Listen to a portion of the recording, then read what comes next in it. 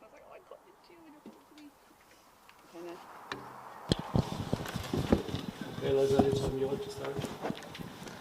Hello, and you're very welcome to the County Camogie grounds here in Drag for the first of a double header here of the FBD Insurance Senior semi-finals. Between Drummond and Clonty Rossmore. Team just getting into their final huddles there. Referee Mike Ryan going through the final preparations there with his linesmen, and we're ready for action. There's one change on the programme. Number 25, Casey Hennessy, she's been out for a couple of weeks with a knee injury. She's in to start instead of number 8, Bernadette Ryan on the Clonty team. The needles look heavily strapped, but she's here to play. And Clonty obviously hoping to beat Drum for the first time. The last couple of years they fell short in county finals. Drum looking to get back to a final and challenge for a 6th title in a row. Lisa Cahill is beside me. She might call out the teams. On goal for the Drummond Inch team is Creva Burke. Cornerback number 2 is Maria Connolly. Number 3 is Christina Brennan. Number 4, Emer Cahill. Number 5, Anya Greed. Number 6, Anne Eveston. Number 7, Mairead Eveston. Number 8, Niamh Tracy. Number 9, Caroline Shanahan. Number 10 is Ciara Cahill. Number 11, Maureen Ryan. 12 on the other wing is Mary Burke. Number 13, Niamh Long. Number 14, Miriam Campion. And number 15, Aoife McGrath. The Clonty Rossmore team that lines out today on goal is Teresa Burke. Cornerback at number 2 is Lorna Ryan. Number 3 is Aoife Burke. Number 4 is Maura Canan. Number 5 is Courtney Ryan. Number 6, Clodagh Quirk. Number 7, Emer Lukeman. Number 25 is in replace of number 8, Bernadette Ryan. It's Casey Hennessy. Beside her in the middle of the field at number 9 is Kelly Quirk. Number 10, Sinead Ryan. Number 11, Cora Hennessy. Number 12, Kate Firmcombe. And number 13, Caught Devan. Number 14 is Sarah Friday. And number 15, Emer Burke.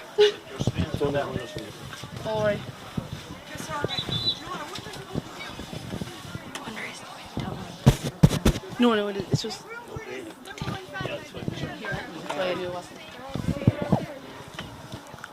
We put the hurleys on the ground, no? So Lisa, a fantastic spectacle of Camogie today with this double header. Thurles Arches and Cashkilcormac in the second game, but this game is really going to come right down to the wire. I suppose Drum have had the upper hand in the last couple of years, but I think the fact that it's a semi-final maybe might suit Clonty. Maybe they'll have a bit of hang-up maybe if they met Drum in a final, but in this semi-final could be a little bit different. Maybe this is the time to beat county champions, and Clonty obviously a serious panel of players. Their half-back line in particular really impressive. Courtney Ryan, Clodagh Quirk and Emer Lukeman. Sarah Friday is back for him. She was abroad the last couple of years, and she's back operating at full forward. Was on fire there against Silvermines in the last group game. I think she scored 4 or 5 from play alone. Emer Burke obviously, and we don't need to talk too much about Caught Devan. So how do you see this game going, Lisa? Yeah, Geraldine, I suppose it's going to come down to the wire, isn't it? These teams, while they haven't met each other yet in the group stages, they're no strangers to one another. Haven't met each other in the county final for the last 4 years, meeting each other a step earlier this year. I suppose we'll see. Drum will be disappointed to be without Emer McGrath, their free taker and such an inspirational player, and Casey Hennessy is back for Clonolty, and they'll be delighted to have her, and it's Clonolty off to a great start. Yeah, Casey Hennessy winning the win the throw in there and send the ball in low into her forwards. Caught Devan has it now, ships it back out to Casey. She's looking lively, showing no signs of that injury. Sends a crossfield ball, nicely gathered there. Here's the first chance for a score from Clonty, and that's a good point. Super score by Kelly Quirk there. Travelling a long distance in from midfield to support her girls, put herself in a great position for that pass there, and turned and struck it over the bar. A great start for Clonolty. Great start, I'll be delighted with that. Just looking to see Ciara Cahill, young player for Drummond Inch, captain of Tipperary under 16s this year, first year playing senior championship. She has been playing wing forward, but she's out midfield there in a switch there. Looks like Niamh Tracy's gone into full forward in that position that's vacated now with Emer McGrath's injury. Christina Brennan, Sarah Friday, what a battle they're going to have here today. Sarah's out in front, but Emer Cahill is there too to help out her full back, and it's going to be a line ball for Drummond Inch. So just looking to see Kelly Quirk got that open score. She looks probably she's playing wing forward, I'd say. I think, Lisa, is she? Yeah, she looks to be in a lot closer to goal than the middle of the field where she's named to start, but she seems to be picking up Mairead Eveston, I think, Geraldine, at wing back, or should be wing forward. Just looking around to see Aoife McGrath. She's down as 15, but she comes out and plays a third midfielder. That's what she's been doing all year, and she's out there as well again. Now it looks to be Cora Hennessy on the ball, number 11 for Clonty. This is a chance here for Caught. She doesn't usually miss from there, and that looks good. The umpires have a quick look, and they're happy with that. A super score from Caught Devan from distance, and Clonty Rossmore lead here, only less than 2 minutes on the clock, and they've got off to a great start. 2 points to no score. Cueva Burke missed all last year's championship with a cruciate, but she's back, and she's going 1-2 here with Christina Brennan, and this will be a big puck from Cueva. She's settling it down. She's looking for Maureen Ryan, familiar defender for Drummond Inch down through the years, playing at centre forward this year. Tracy couldn't get up at the first time, but she has it now a second time. Lovely pass there from Maureen. Need Tracy going to. Here's a goal chance for Mary Campion. Stopped on the line there. Lovely link-up play by Drummond Inch forwards in their first attack, and they've won themselves a free. And they looked real dangerous there, Lisa. They did, Geraldine. It could have been a quick turnaround there very easily, but very brave by I think, Clonody goalkeeper, Teresa Burke there. She came out and just, I think the ball might have just hit off her leg or that, but a relatively easy one for Aoife McGrath to get her into the game today. And like Aoife, while Emer is missing, Drummond Inch have a great backup there in her replacement, in her sister, who will fill her boots well. Yeah, good, a nice first free for a free taker. So Drummond Inch are off the mark here, 2 points to 1.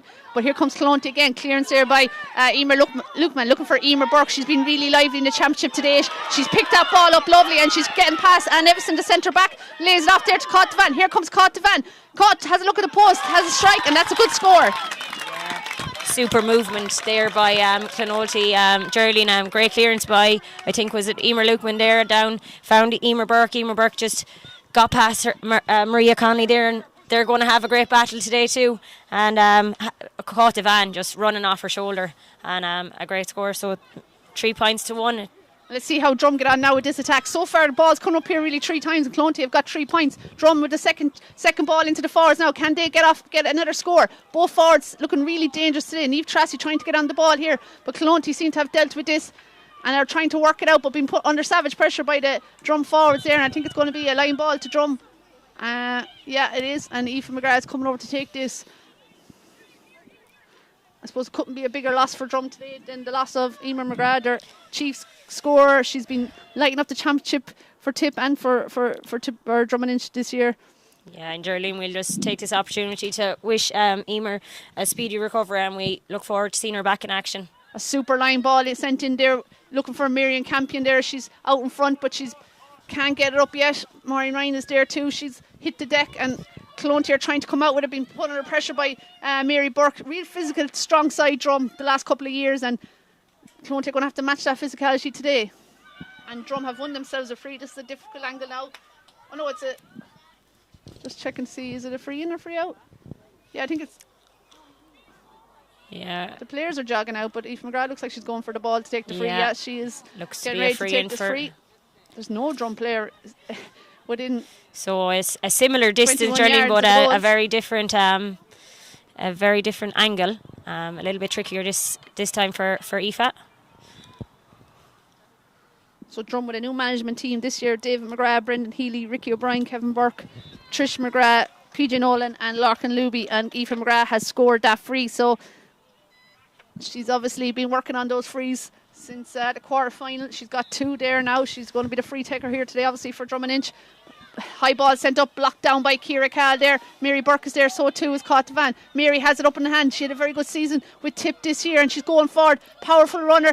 Flicks it off to Miriam Campion. Lovely catch to Miriam. Outside then to Maureen Ryan. Maureen trying to get a big space. Cutting inside there. Back as far as Miriam Campion. She's going to take the shot, but she's blocked down brilliantly by Casey Hennessy, who's back there helping her defence. Now Niamh Tracy has it. She's dinking inside her players. Chance for a point here from Niamh Tracy from play. And a super score from Niamh Tracy. Fantastic score for Niamh. She threatened there on a number of occasions, and she's finally reaping the rewards. So a great score from Niamh. So the sides are level here. 6 minutes gone in the County Camogie grounds. Drummond Inch 3 points, Clonty 3 points, and we're already being well entertained here. Super game of Camogie so far. Here's Niamh Long. She did a super county final here last year. Really, really good game, and she'll relish playing Clonty here again. Clonty arguing that was thrown, and they were right. And Mike Ryan, referee here from Nina Oak, has said that's a free, and I'm just looking. Caroline Shannon, I think he's saying she threw the ball there. I was going to say, I presume Caught will take that, but it looks like it's been left to Courtney Ryan, is it? Obviously, maybe dropping it in.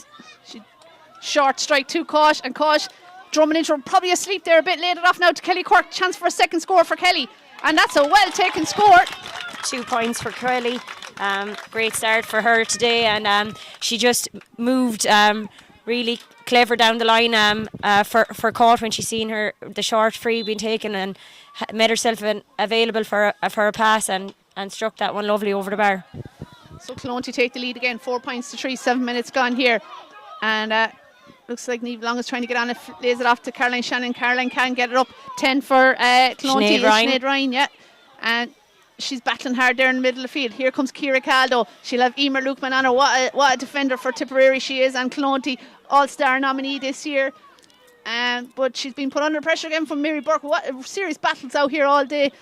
And 11 for Clonty is the experienced Cora Hennessy. She sends it down. She's looking for Emer Burke. Emer has serious pace there, corner forward. Maria Conley though, Tipperary junior player, is chasing her. Emer Burke is still going up. It's opening up for her. Sarah Friday's pulled away looking for the pass, but Emer's going to go herself, and she puts that over the bar. Yeah, great score there by Emer, and probably a goal chance on there, Lisa, probably too. was Sarah, I suppose, but then maybe Emer felt that the angle was a little bit too narrow, so she decided to slide it over the bar. And I suppose in this early stages, Sterling, she's probably right to take the points. The goals will come maybe.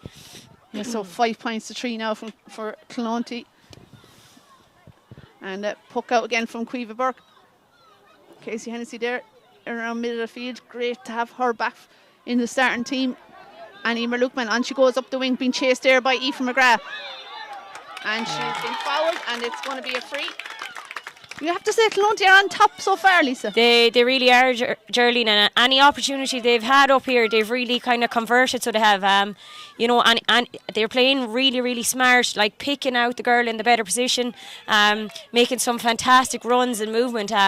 But in saying that, like Drummer are putting in hard work as well. Like there's a lot of hooking, blocking, a lot of challenges going in here. Like it's up and down. It's a great take by Sarah Friday.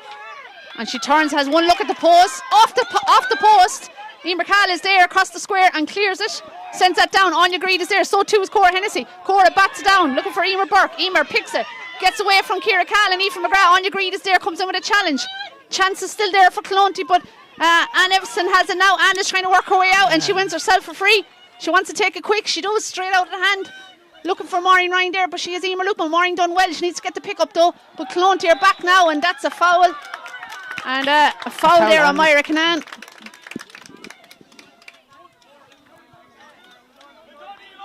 Yeah, it looks to be Courtney Ryan who's going to take this free. She's looking for her options, sends it down in the direction of Emer Burke. They're hitting Emer with a lot of those balls into this corner here.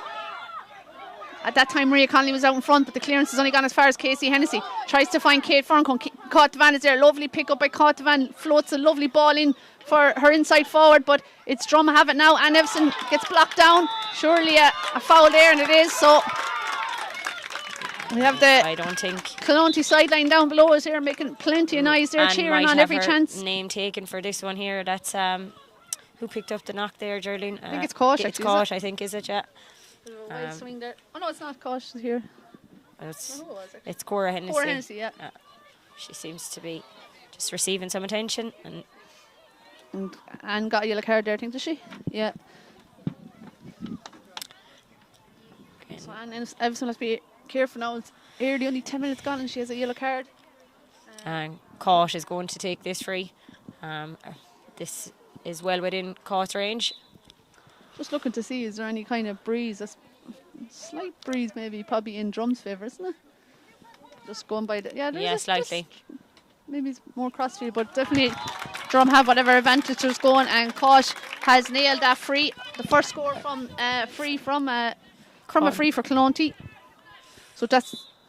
I've caught down for 3 points. Yeah, 1 free and 2 from play, Darlene.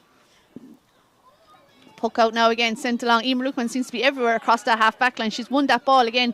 And Referee says that she was Since she's overcarried that though. I felt myself that might have been a bit harder. Looked to be a hurley around her neck there, but referee Mike Ryan says he was closer to it, that she took too many steps.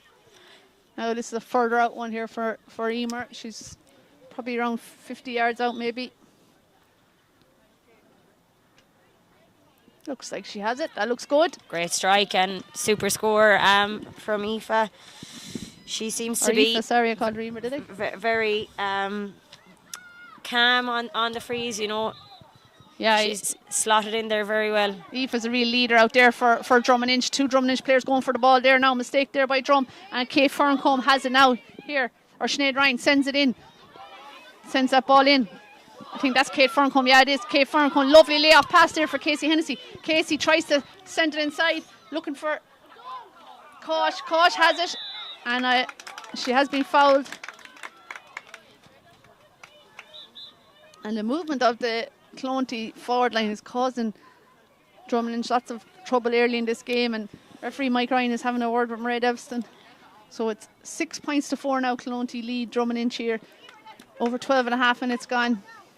I suppose Drum's tactic of maybe starting Niamh Tracy inside hasn't worked as such yet because they haven't got the ball. Haven't been able to get as much ball as I suppose as they liked, and as you pointed out earlier, Geraldine, that half back line for Clonalty, Emer Lukeman has been super so far. So she's covering across, sweeping across, and she's you can see her there. She's really keeping things organised back there, talking to the girls in front of her, talking to the girls behind her, just being the leader we know she is.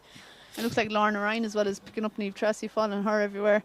Serious talent there too for Clonty. She picked up an All-Ireland medal this year with Tipperary Juniors and caught with no mistake once again with that free.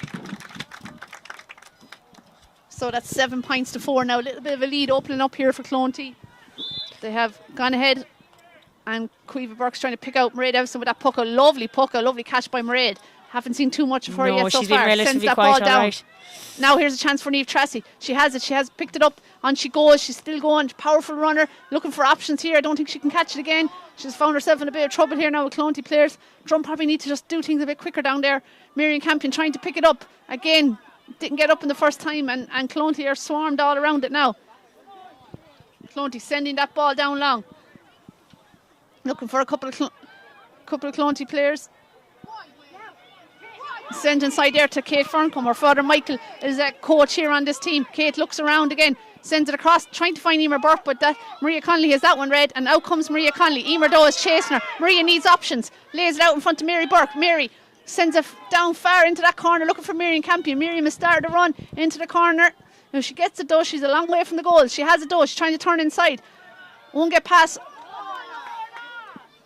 Lorna Ryan too easy. Sends it inside now. Caroline Shanahan is there. Chance still there for Drum and Inch. Niamh Tracy trying to get up. Still can't get it up. And there's just... Tracy has it now. She's turning her player.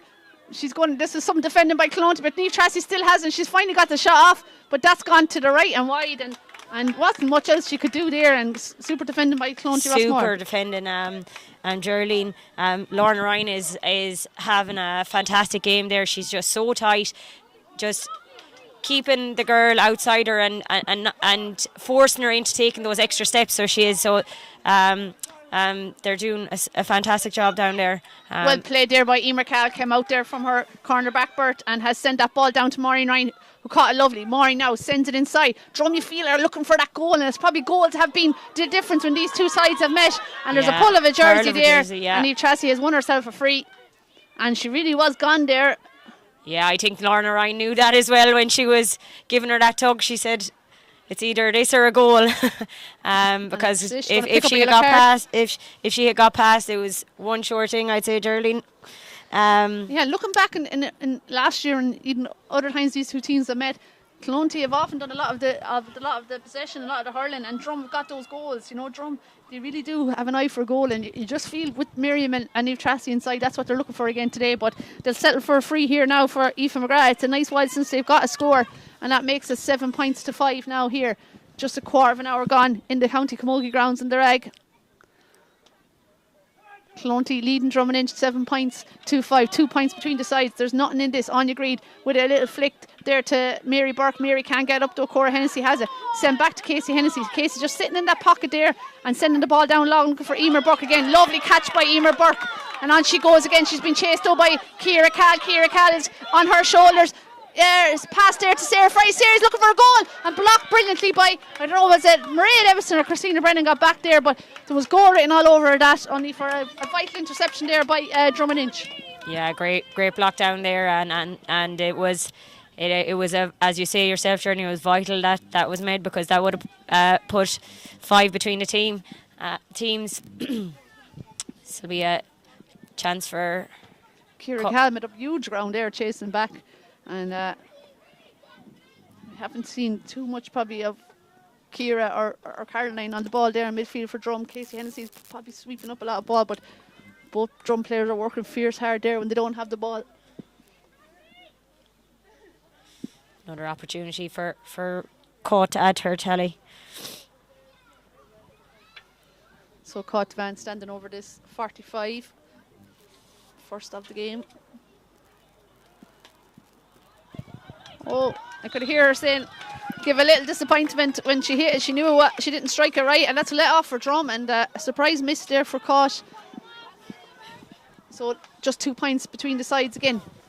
Cueva Burke sending that ball down. Maureen Ryan has caught a lot of ball there at centre forward. Just looking at Clodagh Quirk is actually playing full back. Yes, I think picking up Miriam Campion, so she is, and they're going to have a big battle today. It's Aoife McGrath now. McGrath coming all the way in from midfield, lays it off to Miriam. Here's the goal chance we're talking about, and Miriam has buried it, as she's done time and time again for Drummond Inch. And Drum they've left Clodagh and Miriam isolated inside, and when Aoife won that breaking ball, she solo and through. Clodagh had to come to her, laid it off to Miriam Campion, and Miriam with no mistake with the finish, and that's the goal I just kind of felt was coming for Drum. Yeah, Geraldine, they had been pressing there on a number of occasions, and Miriam must have heard you beforehand, and she took that one lovely, just moving off, giving the option for Niamh to lay it off to her. And Drum go ahead by 1. Watching Drum down through the years, often they need that goal just to get going. They kind of relish and thrive on scoring a goal, and you can see the delight there when that went in, but they'll be a bit concerned here now. It looks like Maria Davison took a heavy challenge there and hasn't moved much since she went down, but hopefully she'll be okay. We've attention gone into her. So Drum now have taken the lead first time in the game after 20 minutes. That will be a sucker punch for Clonolty, Geraldine, because they've really done a lot of the play, and it's just, you see how quickly things can turn around when there's a goal scored. I suppose the feeling coming into today's game that, you know, Clonty have a real good chance, but you feel nearly have to be 5 or 6 points better than Drum to beat them. I suppose that comes with being champions for the last 5 years in a row. They won't panic. They have the bench as well. And even though you'd have to say Clonty are probably look the better of the two teams so far, Drum have taken that lead with that goal. And I just noticed there, Geraldine, that Emer Lukeman seems to be moved in now on and picking up Niamh Tracy. I suppose Clonty feel like, you know, Niamh has been getting on a bit of ball, causing a bit of trouble, so they'll be looking for Emer to get the upper hand there. And Drum have just left loads of space inside for the likes of Miriam and Niamh Tracy. This is obviously the tactic without Emer McGrath there as an option inside. So Clonty now on the ball, looking for a response after that goal. Caroline Shanahan is there, so too is Sinead Ryan, Kate Furncone, Casey Hennessy sends the ball across, looking for Emer Burke. Lovely catch by Emer Burke. They need a score now. Sends a dangerous ball inside, but Drum have numbers back. Christina Brennan is fumbling it there. She has it now eventually, trying to get past Sarah Friday. Lays it out to Mairead Davison. Mairead, tip senior player, gets past. She was down the ground a minute ago, but she's up and going now, and she's won herself a free. And she's going to take that quick. Sends it down long. Looking for Maureen Ryan and Niamh Tracy. Emer Lukeman, though, I'd say is going to win this battle. She has it picked up, but no, she hasn't. She's a second attempt there trying to get it. Niamh Tracy on her shoulders. Emer Lukeman has got free, laying it off there, and now it's Courtney Ryan who's going to clear it and switch up the play again to the far side, but that's well read well by Anne Evison, who's come across and sends it right back down with a bit of interest looking for Mary Burke, but here comes Clodagh Quirk. Nice play by Clodagh Quirk. Outside to Casey Hennessy. Really exciting game, end-to-end stuff here. Here comes Casey Hennessy. She's taking too much out of it. She lays it off there to Cora Hennessy. Cora trying to step inside. Anne Evison, you felt Anne had to pull out of that there. She knows she's on a yellow. And now it's laid off for Caught Devan. Caught sends the ball inside looking for Sarah Friday. Lovely pick up by Sarah Friday. Trying to get past Christina Brennan. She's getting inside Emer Cahill. She's fouled.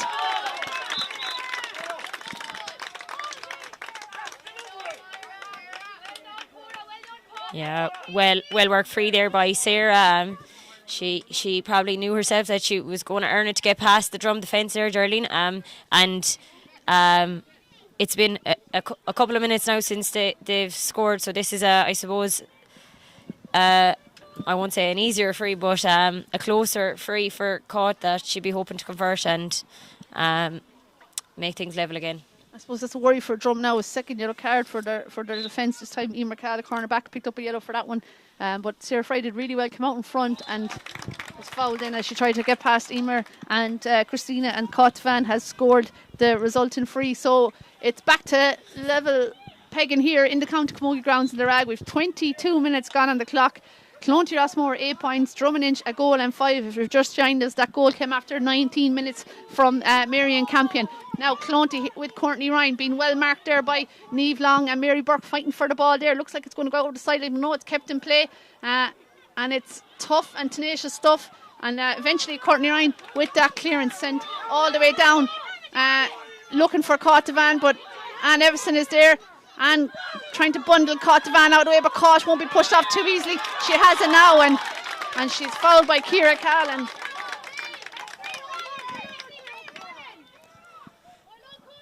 A chance now for Caught to put Clonty back into the lead with a free just outside. I suppose she's sneaking up now. She's going to get it onto the 45. Yeah.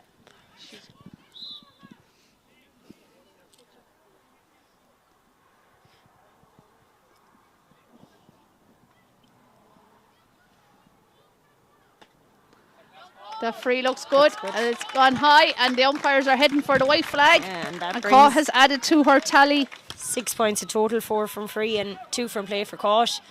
I suppose there's only been 2 other scores for Clonolty. Now here is Mairead Evison trying to work her way out. She sends it to Caroline Shannon, but that wasn't the best of passes and has put Caroline in a bit of bother there. Mairead is on the ball again, trying to get it up, so too is Caroline, but it looks like Clonty have it in the end.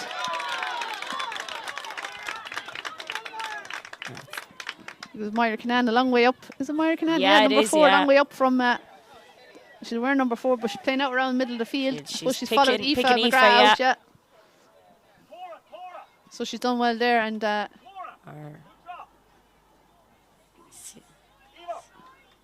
Seems to be Mary Burke, I think she's picking up, is it? Yeah, it looks like Aoife McGrath might be going to wing forward for a few minutes. Caught. Looks like that's going to drop short and into the hand of Cueva Burke. Cueva did very well there. Nice little clearance as well out as far as Mairead Everson. So Mairead coming out with the ball. She decided to take it on herself. She's got to meet a bit of trouble here, but she's done well and cleared it down. Looking for Niamh Tracy. Niamh, first touch, turns her player. On she goes here now. She has it in her hand. She's soloing towards the goals. Lovely pass to Niamh Long. Niamh with the one touch trying to get it up. Maybe not the best of passes after all. A simple hand pass might have worked out better, and in the end someone has handled it on the ground and it's a free out, so chance there for Drumgonnabeggin. Yeah, Casey Hennessy doing great work there. Geraldine, she's tracking up and down field, even with that heavy strapping on her knee, and just won herself a free there to ease the pressure for Clonolty. Well, struck free there by Courtney Ryan. Clonolty are on the attack again. They lead by a single point here, 9 points to 1-5. Ball sent into Emer Burke. Herself and Maria Connolly are having a great battle there. They're similar type players, similar size and stature. And Maria has it this time, sends it down, looking for Maureen Ryan. Maureen picks it up, she's working hard there as well. Sends that ball down into Niamh Tracy. Niamh doesn't quite get it up in her first attempt. Being marked by Emer Lukeman, but Niamh has it now again and sends it down, looking for Marion Campion, but Clodagh Quirk has judged that really well. Clodagh is out in front and showing all her class there. Hand passing out to Emer Lukeman. Clonty moving the ball well from defence into attack. They're shouting at Myra to drive it in, and she does on this occasion, but that's going to go over the sideline. every ball is hard earned here. There's serious hooks and blocks and tackles going in from both sides, you'd have to say.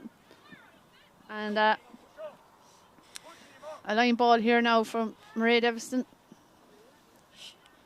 I'm sure there's Cashel and Thurles Arfields people watching this game on with interest to see who will be into the county final next weekend. So a short turnaround next Saturday. Ciara Cahill can't get it up. She looks like a throw, but ref says play on there. Caught the Vans trying to get up. She has it now. What a lovely pick up. What a lovely classy Camogie player she is. She shakes off the challenge of Mairead Evanston. She's going to have a shot herself. And that is a super fantastic score. And real inspirational score. Geraldine with just before, a couple of minutes to go to half time. That will really shove Clonolty on. Yeah, and that's a real caught the van score way out in the sideline. On her good side there, she strikes over the bar. Cueva Burke now with the puck out. Drum would like to just get see a bit more Mary Burke and Eve Long in the game. They've been quite enough so far. Aoife McGrath has it now. Aoife McGrath on the attack. Here comes Drum. Aoife trying to get through again. Surely has won herself free, and she has. Yeah, well played there by Aoife, and this will give her an opportunity now to add to her tally as well. She seems to be just gathering her breath there. She took a hard tackle there. Really is nothing between these two sides. You wonder, will it come down to maybe subs coming off the bench? Sophie Maher often comes on there for Clonty, and we could see Avril Quirk and Kate Ryan there as well. For Drum then we have the likes of Siobhan McGrath, Tara Hoare, Keisha Dwyer. Might go for experience and the likes of Michelle Woodlock or Joanne Ryan either, but it's the experience. Aoife McGrath has put that ball over the bar. It's her 5th free of the day. And a point in the teams, between the teams again, 10 points to 1-6 here in the County Camogie grounds in Durag. We're hoping you're enjoying this live stream coverage. Miriam Campion has moved out from her full forward berth. She's hit that ball aimlessly inside though, and it's going to go out over the end line and wide. So not the best shot in by Miriam. She's obviously coming out now, trying to get on the ball a bit more, maybe giving Aoife McGrath a bit of a break. A puck out there again, sent to Myra Canan, but Miriam is there too, and Miriam is on the ball. She can see she's mad to get a bit more into the game, but Aoife McGrath, I hope, she looks like she could be struggling a small bit there, got into high full form. Maybe she's just getting her wind again. Here comes Anya Green. Nice catch by Anya there, a wing back, sends that ball back along, trying to fight Niamh Tracy. Both sets of defenders are on top a bit. The wind's starting to pick up a bit here too as well, and it's blowing, I don't know what way it's blowing now, kind of a crossfield gusty wind here, and Myra Canan clears that ball looking for Casey Hennessy, but Ciara Cahill is out in front. She's got serious pace and she's won that ball. Here's Ciara Cahill, great chance for her to get her name on the scoreboard, and that's a super score. No, ref is saying she took too many steps, which is a pity because it would have been a well worked score by Ciara, but just took a couple of too many steps there. You know, the challenges were coming in strong too. Probably missing Ciara there on the half-forward line. That's where she's been playing all year, and she's been very effective and gotten a few scores. I gave her free out. Free out, yep. So just confirming that was a free out there. So 10 points to 1-6 it remains here. A 1 point lead for Clonty coming up to half time. We're nearly 30 minutes gone on the clock, so it'll be interesting to see how much injury time. Here comes Sarah Friday. Surely she's taken too many steps, and she has. And good call by the ref there.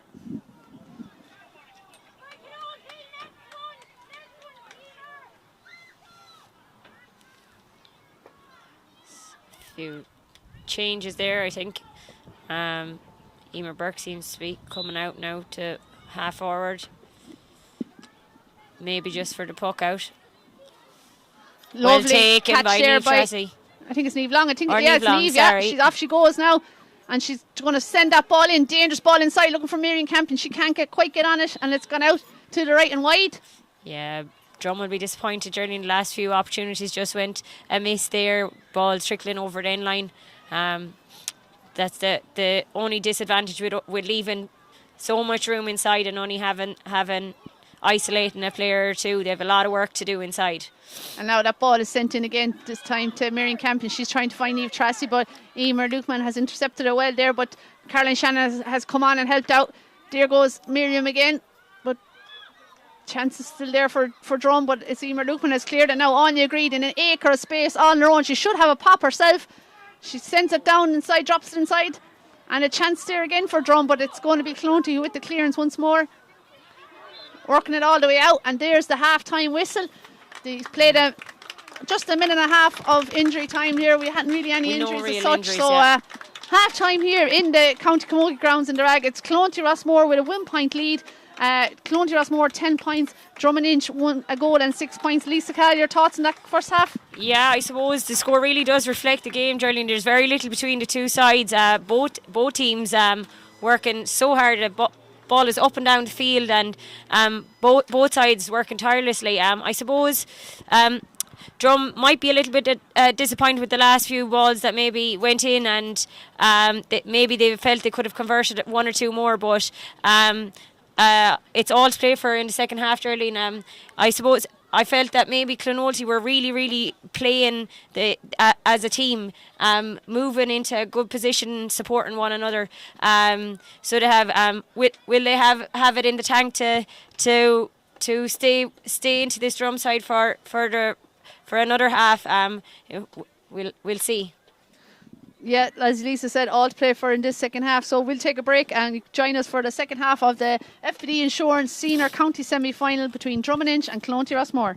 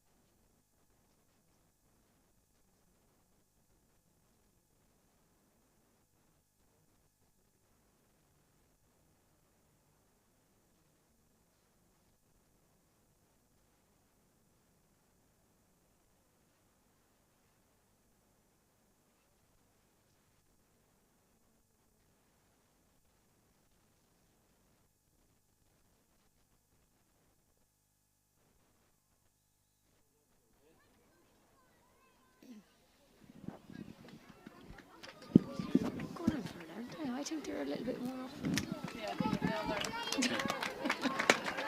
No, but yeah. Oh, like yeah.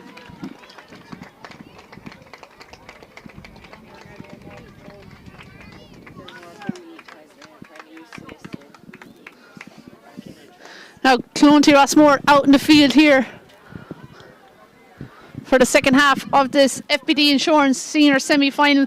1 point they lead here at half-time. Drummond a goal and 6 points. That goal coming after 19 minutes from Marion Campion.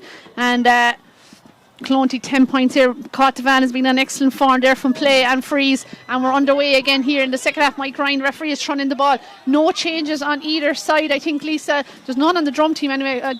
Selectors coming out the field, but I said any changes, he said not yet, so they'll probably be keeping a close eye and seeing if they need to bring on someone. Someone looks to be hurt here. They're calling for attention. Didn't see what happened there, Lisa. No, didn't really see. I think it was just a clash of girls when they were going for the ball there. I don't think there was anything malicious in it or anything, but so I don't even see the ref indicating a free or anything. Is it Cora Hennessy that's down?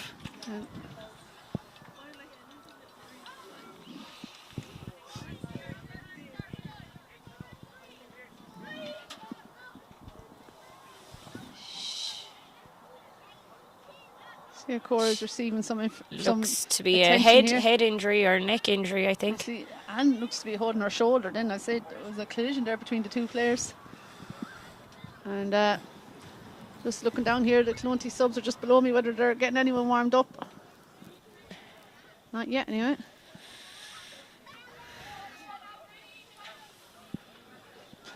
Drummond have a couple of subs warming up there.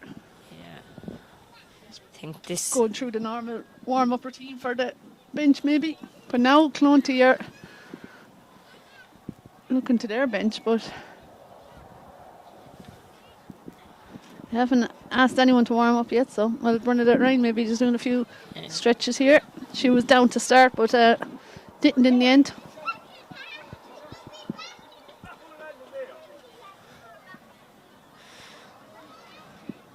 So Clonty have that wind advantage now. And I say it's going to be an indirect free for Drummond. Yeah, it looks to be an indirect free, and I think Cora is just tying back up the helmet, and she looks to be ready to resume play. She's some warrior for Clonty. In fairness, she's given her all to the club here. And now Anne Everson with that free.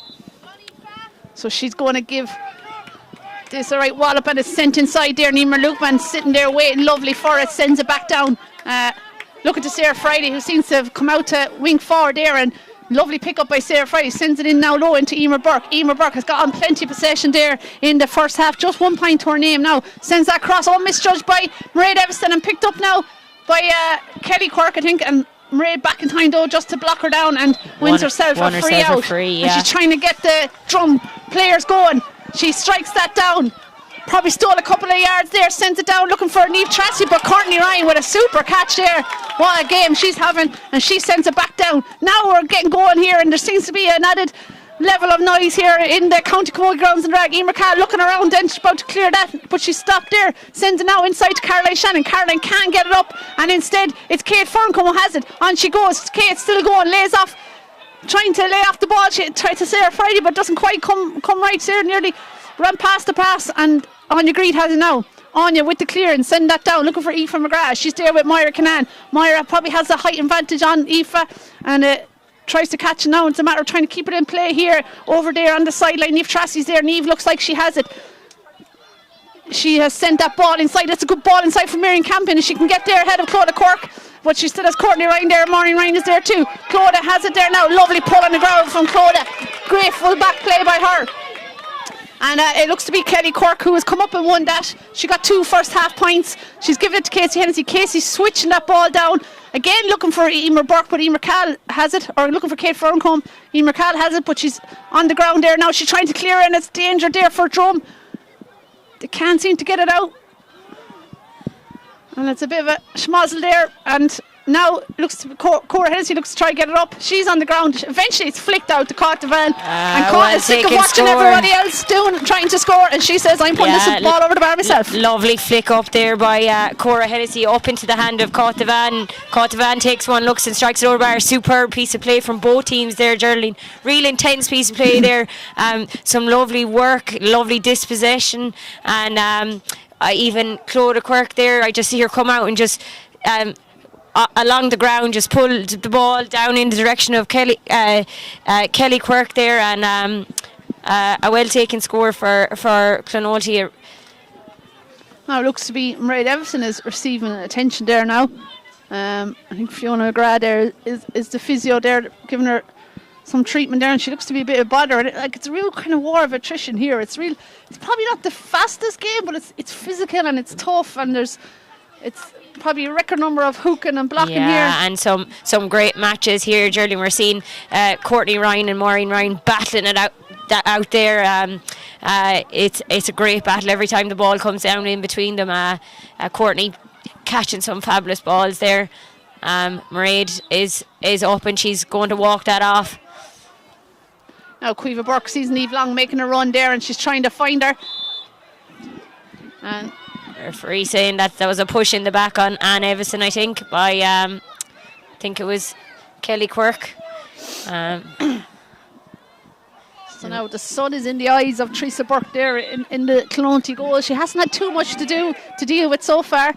That one goal chance really buried by Marion Campion, and it's a free is sent in, and a cut lovely by Niamh Tracy. Niamh, the space is open up for Niamh. Here she goes, chance of a goal, and a finish. Super goal. Super finish by Niamh Tracy. There. What a score by Niamh. She made no mistake. A fantastic catch, and she had one thing on mind. Great score for Niamh, and that brings the score 2-6 to 11 points. And a score out of nothing really for Drummond Inch. Probably the first time the ball has come down, and Tracy, once she got it, she turned and on she went. But here's Sarah Friday at the other end. A point will do for she's going for a goal. But that's gone to the right and wide, and will that be the difference, Lisa? Drum have had 2 goal chances and they've buried them. And a chance there for Sarah Friday, but she's gone wide. Disappointed with that. Maybe she could have just knocked it over. She was under a little bit of pressure there, Geraldine, and it was going to be a big ask to get that past Cueva Burke there. So it was a point would have brought them back level again.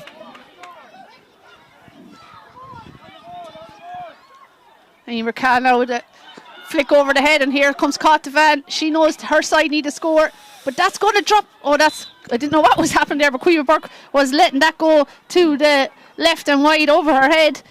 And 2-6 now to 11 points here. Drummond Inch leading Clonty Rossmore. Half time the score was 1-6 to 10.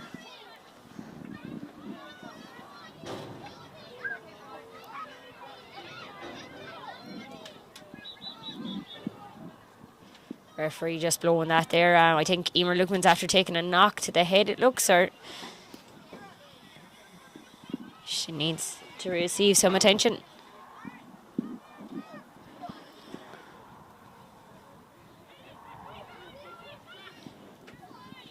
Just looking around neither side making any changes yet so far.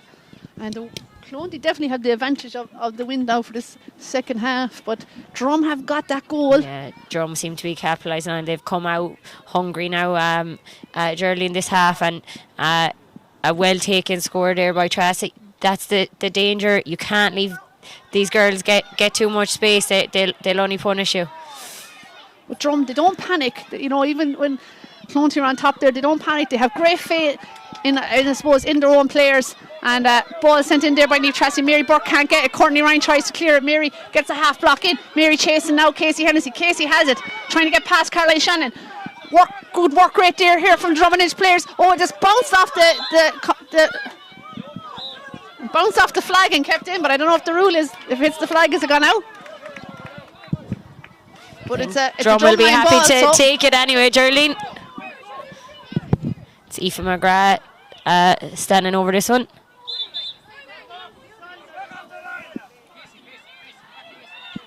So Aoife McGrath getting ready to take this line ball. She's down in the middle of all the Clonty Rossmore substitutions. Line ball sent in, but it's coming out again. Sinead Ryan is there trying to get it up. So too is Emer Lukeman and Aoife McGrath is there. Drum putting serious pressure on the Clonty team, but there's been a tug of the jersey there on Kelly Quirk, and she's won herself and won her side a crucial free there.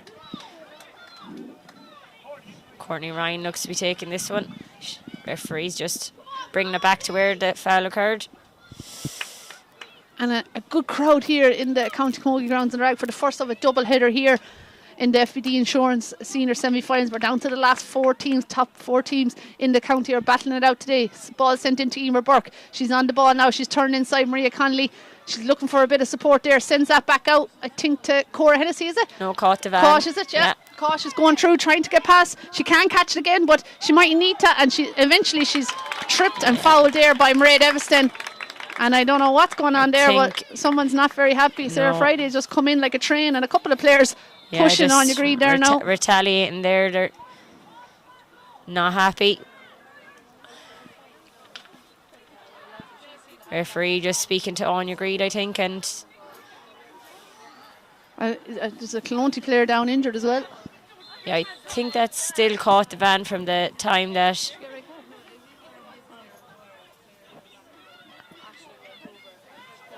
Yellow card, yeah, for Anya Greed. I thought from her reaction for a second she got in a red card, and I didn't see the incident at all, but no, a yellow card for Anya Greed. And Caught Vanjo seems to be receiving some attention there from that knock that she picked up on the way in.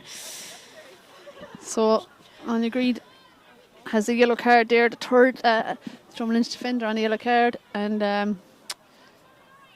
Clonty have a free here once Cork gets back on her feet. So 2 goals and 6 points. The score remains to 11 points. Drum with that 1 point advantage. Yeah, if Clonty can score this one, it can bring the teams back level, Geraldine. Just over 41 minutes played here. And you imagine Drum are going to introduce a couple of subs there in a few moments' time. By the looks of it, there's a couple of players there poking the ball between them.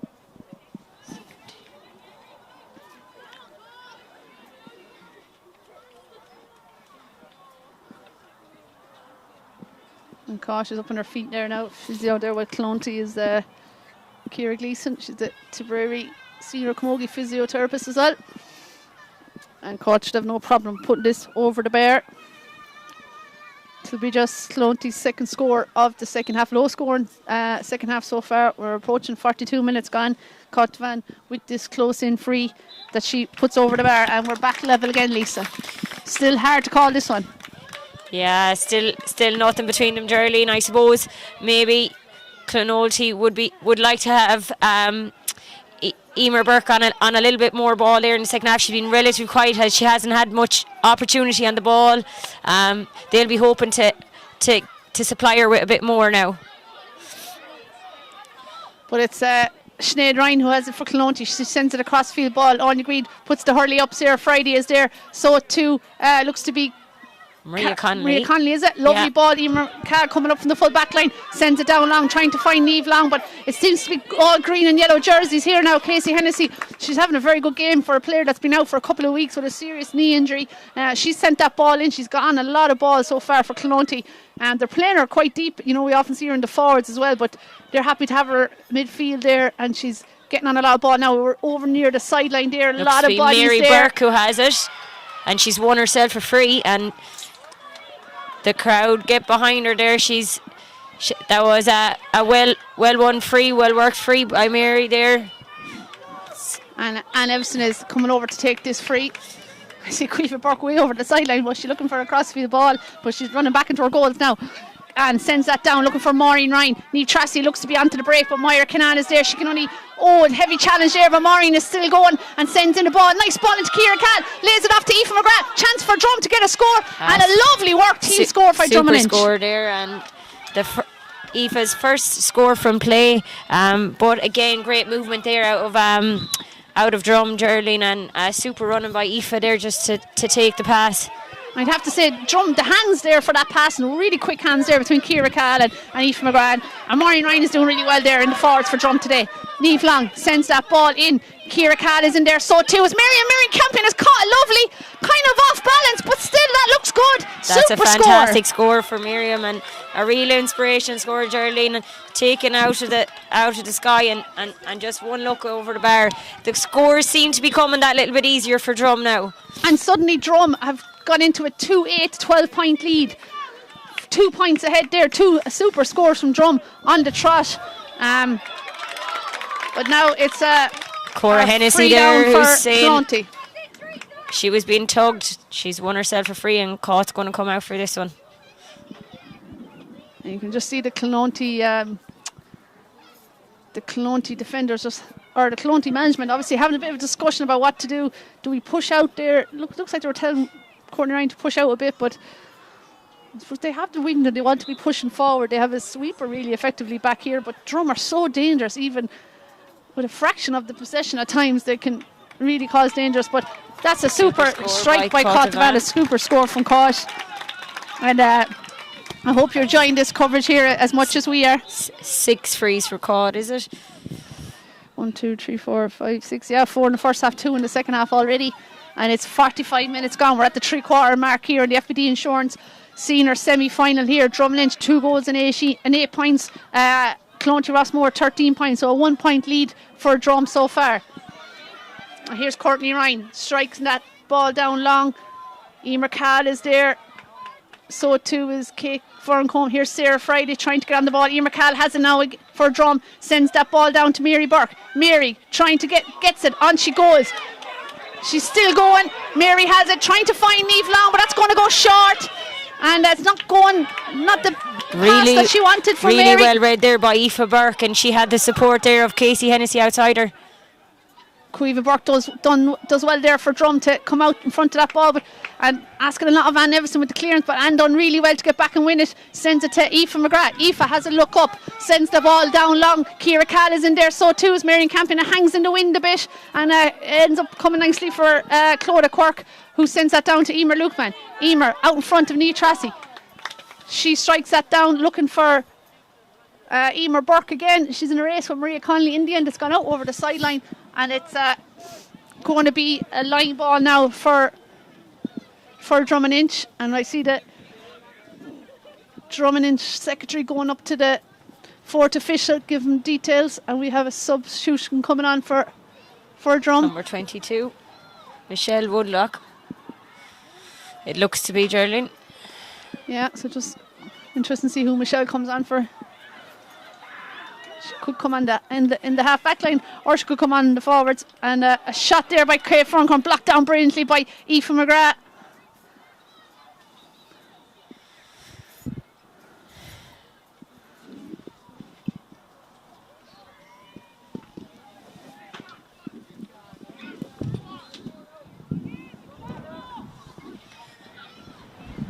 And the play resumes here with Caroline Shannon. Caroline sends that ball down long, looking for Niamh Long, but Courtney Ryan is there again. She's won a serious amount of ball there. In the end, it's laid out there now to, I think it's Sinead Ryan, tries to send it inside to Casey Hennessy. Loads of space for Casey, but Mary Burke is coming up fast on her as well.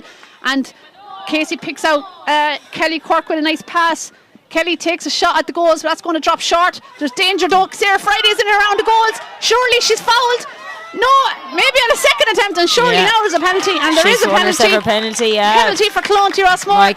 Mike Ryan was a little bit slow to call that one, but I'd say the first one she might have been a foul on initially, but she's got it eventually. I'm sure it'll be Caught who will come to take this.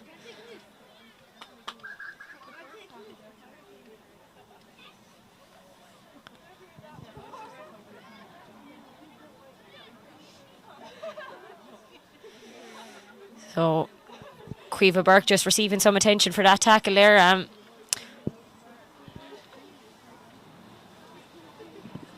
And looks like Michelle Woodlock is waiting to come on for Drummond-Inch as well. I'd say maybe they're going to let this penalty be struck first. Just 1 point between the sides, Geraldine, and be interested to see will Caught just slot it over the bar, tie things up, or will she go for the goal? Looks like she's going to take her point and puts that ball over the bar. So, from a penalty, sides are level. 2 goals and 8 points Drummond-Inch, 14 points Clonty. And change on the Drummond-Inch team. almost 49 minutes gone here in the Rag 5 on your green. County Camogie grounds.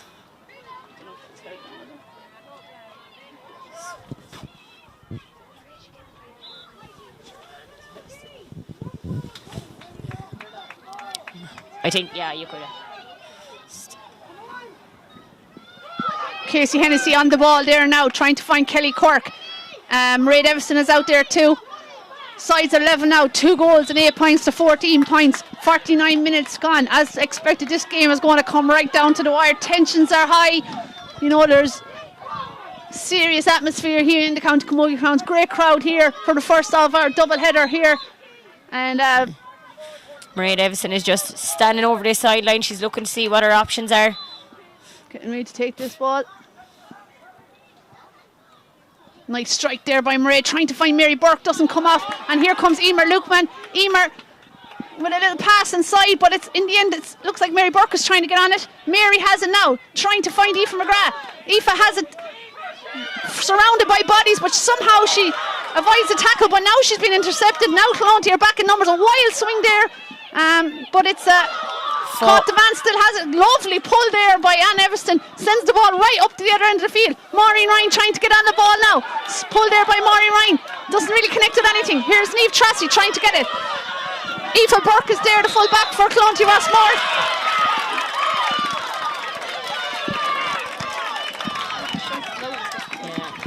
And it's a free there for Clonty, which Courtney Ryan is standing over trying to get ready to take this. Looking for a bit of movement down inside.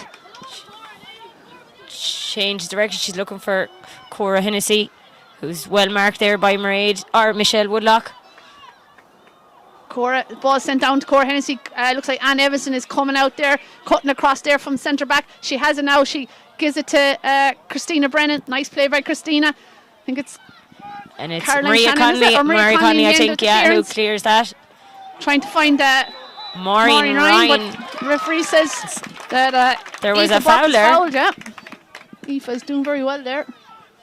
Looks like Siobhan McGrath is getting ready to come on too now for Drummond Inch. It's caught the van, who's come back a long distance to strike this one, Geraldine. And looks like Aoife McGrath is calling for a bit of attention as well. Just less than 10 minutes left here in the first of our 2 semi-finals. Had a couple of injuries in the second half. Yeah, it's some hard hits, Geraldine. Both teams are given 110%, putting their body on the line. There's some great performances there on both sides. Kelly Quirk and Courtney Ryan putting in a fantastic shift there for Clonolty, and equally on the other side then, you know, you have the inside back line there for Drum have been really solid this half, so they have you know, some really good team play there, supporting one another, and great hooking and blocking as well. Change on the Drummond Inch team. Number 18 Siobhan McGrath replaces number 9 Caroline Shanahan.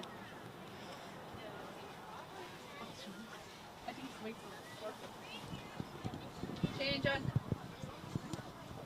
I think I heard that, yeah. I think I heard that.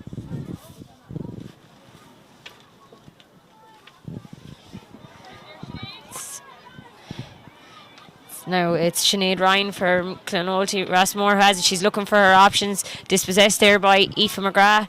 And it's Niamh Tracy who gets it eventually. She has the support of Emer Cahill, just overpassed there, and Emer was not able to get to it, so it's a sideline ball for Clonolty. Yeah, Niamh Tracy way back down the field now. Siobhan McGrath, after being introduced, she looks to be going to centre forward there, or picking up Courtney. Courtney. I don't know if positions mean anything out here now at the moment. It's all the different types of formations now. Caught the van with that sideline, was only gone as far as Niamh Tracy. Niamh way back, probably sent back to give a hand out to the backs and get this ball up to the forwards. Maureen Ryan out in front, wins that ball, taking on her defender. She needs to send it inside now, and she does that, trying to find Miriam Campion. Miriam, heavy challenge there by Clodagh Quirk, and then cleared then by Courtney Ryan. Clonty really up for this game. They want to get back to a county final. and it'll be either Turles or Cashel that they'll meet this year. Ball sent down, caught there lovely by Mairead Evanston. Finds Niamh Long. Niamh told to go, and she steps inside, but she's been chased by Emer Burke. Drops the ball, picks it up again, trying to find someone. Been put under savage pressure, and in the end Cora Hennessy has it. Cora trying to find Caught out there by Niamh Tracy. Niamh sends the ball back up. Players are starting to get tired out there now, and it's Emer Lukeman that has it, and she sends it out to Cora Hennessy. Cora sends that ball down low, looking for Sarah Friday. Sarah has found herself a bit of space. Nice ball inside for Casey Hennessy. He's moved up from the midfield, but Aoife McGrath is there, and so too is Christina Brennan, I think, who's coming out with that and has the support of Maria Conley, who strikes it out. She's looking for Mary Burke. Mary Burke wins that one, lovely. She's looking for Siobhan McGrath now. Siobhan McGrath's first piece of play. She's being tightly marked by Aoife Burke, however. And play resumes here again. Courtney Ryan with a nice, lovely pick-up. She hasn't caught it yet. Lovely little hand pass there forward to Kelly Cork. Kelly, can she add to her scores that she got in the first half? Decides to send it inside to Sarah Friday instead. Sarah turning, trying to get a shot off. Clonty need a score after all this. Caught the van. Maybe they're looking for something more than a point. Chance here now. It's going across the field. Across the square, and Emer Burke couldn't connect on it. And in the end, it's gone out wide. Yeah, Clonalty will be very disappointed with that. They'll feel like there was an opportunity of a score there, maybe overplayed it slightly. Geraldine, the point might have done at this stage. I think it's Maria Conley, is it? Or yeah, Maria Conley just receiving a little bit of attention down there. So it looks like it is going to be a 45 after that, and so Caughtavan going to take this 45, and it looks like Bernadette Ryan is getting ready to come in for Clononty. And she's coming in for, let's see who she's coming on for.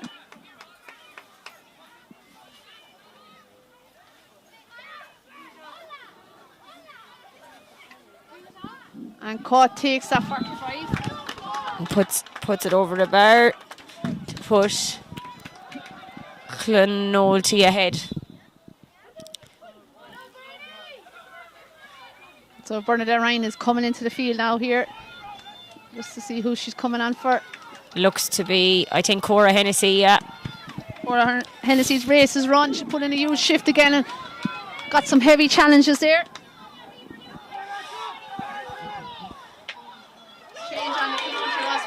Just one between the teams. Emer Lucan won that one. Lovely, sends it in the direction of Emer Burke. A big battle going on there. It looks to be Michelle Woodlock who's coming out with it. She has the support of, I think, Ciara Cahill. Yeah. Ciara on the solar run there, sends it inside there to Maureen Ryan. What a battle she's had all day long with Moira Canaan and Courtney Ryan, whoever else she's picked up. She's trying to win it there, so too is Siobhan McGrath. Clonty gone back into the lead now, winning 15 points to 2-8. If you've just joined us on the live stream, we're having a cracking game here in the FBD Insurance senior semi-final. There's been so little between the teams, but at the moment Clonty hold that 1 point advantage. And Courtney Ryan has read the ball brilliantly there. And on goes Casey Hennessy, off she goes. She's picking up pace as she goes, and she's going to strike this ball inside, but she's half blocked down there between Aoife McGrath and Anne Evston. And it's Anne that has it again, but she can't get it up. Or Mairead couldn't get it up, and now Anne is tracking back. Kate Ferncombe, I think it is. But it's just a bit messy there, sloppy play there by Clonty, and Drum have it again. Emer Lukeman blocked down there very well, and it's going to be a Drummond line ball. Geraldine, you speak of Maureen Ryan having some shift. Aoife McGrath is another one that has just given everything. She chased there with Casey Hennessy. You'd have thought that Casey was well clear, and she got in the hook, a super hook, so it was. Both teams, as you mentioned, are just starting to get tired now. They're after putting in a serious shift, and both teams forcing each other into making errors. A sideline ball gone out there, and linesman seems to be unsure of it. Well, referee Mike Ryan is saying that it's going to be a throw ball, a hot ball. They can't decide who it went off of. Yeah, just 59 minutes gone here now. Whoever's going to win this game is going to win it by the smallest of margins by the looks of it. And it's a Clonty line ball now. And Caughtavan is coming over to take this.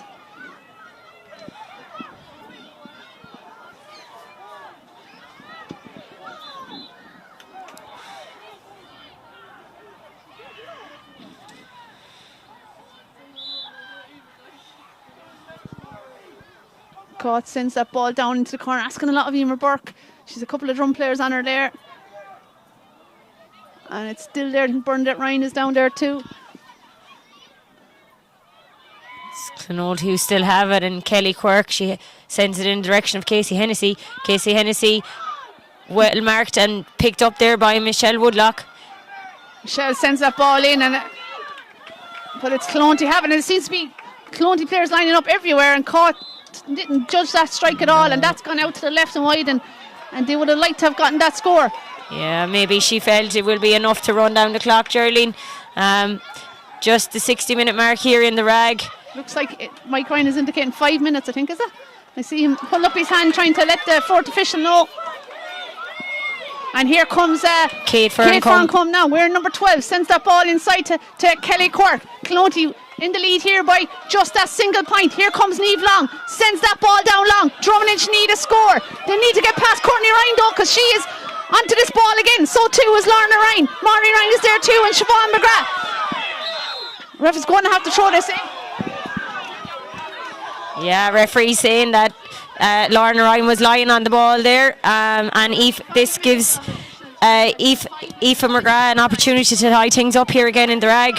Referee has indicated there will be 5 minutes extra time here in the rag in the first of today's county semi-finals. Just under 61 minutes played here, and that ball looks to be gone to the right and wide. And Drum will be disappointed with that. They needed to keep that ball in play. Yeah, at least. I think Aoife was looking maybe for a goal opportunity there,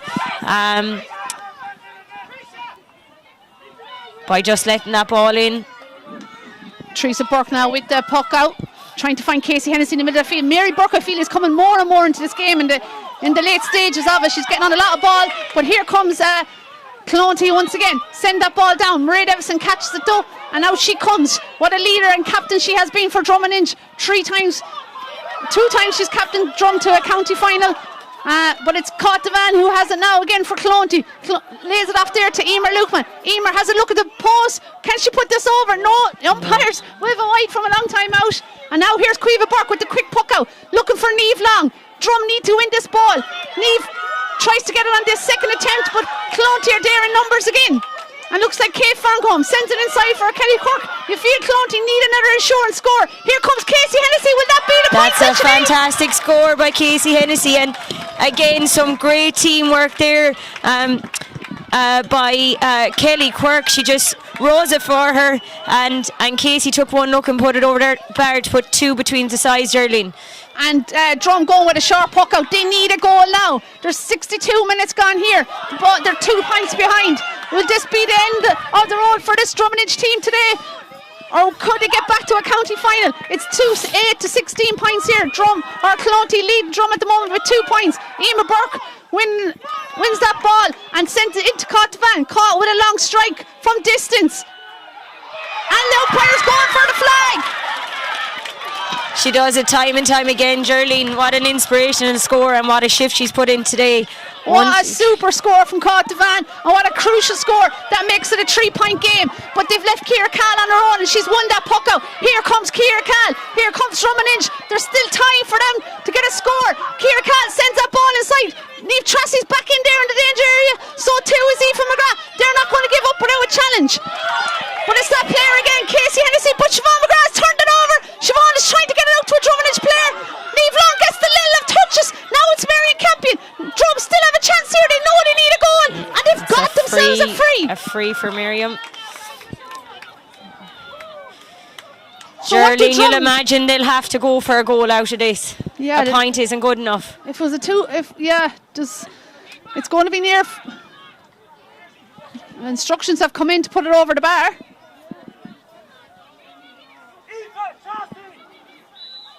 instructions, I think, have come in to put it over the bar, but Aoife's going for it. Oh, and it's blocked, and there's still a chance there.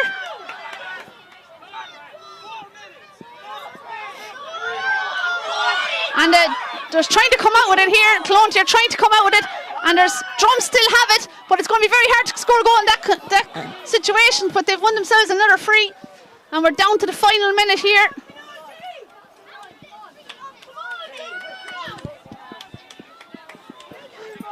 And it's 2-8 now to 17 points.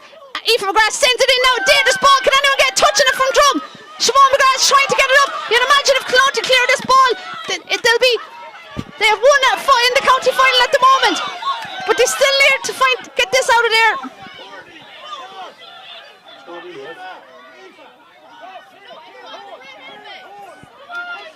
And it's ref is throwing it in there. There's bodies everywhere.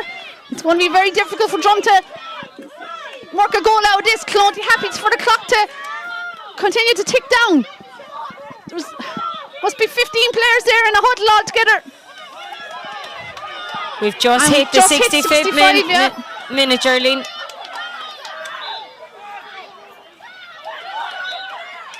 And there is it's the all final over. Whistle. Clonty Rossmore have beaten Drummondinch in the county semi-final here. The final score 2 goals and 8 points to 17 points. What a victory for Clonty, and you'd have to say deserving winners there today, Lisa. Deserving winners, Geraldine. What a shift by both teams, but I think from the get-go, Clonolty really got off to a great start. They were really hungry for it and just were really clever on the ball, and you could just see they were doing everything that they could, even down to the final few seconds there, not to let it slip this time. It has happened to them so many times before, and you could just see today that they were determined not to let it happen again. A fantastic performance by both Clonolty and Drummondinch today. A cracker of a first semi-final, Geraldine. You can see how happy this Clonolty team are to finally get into the county final again and have beaten a fantastic Drummondinch team.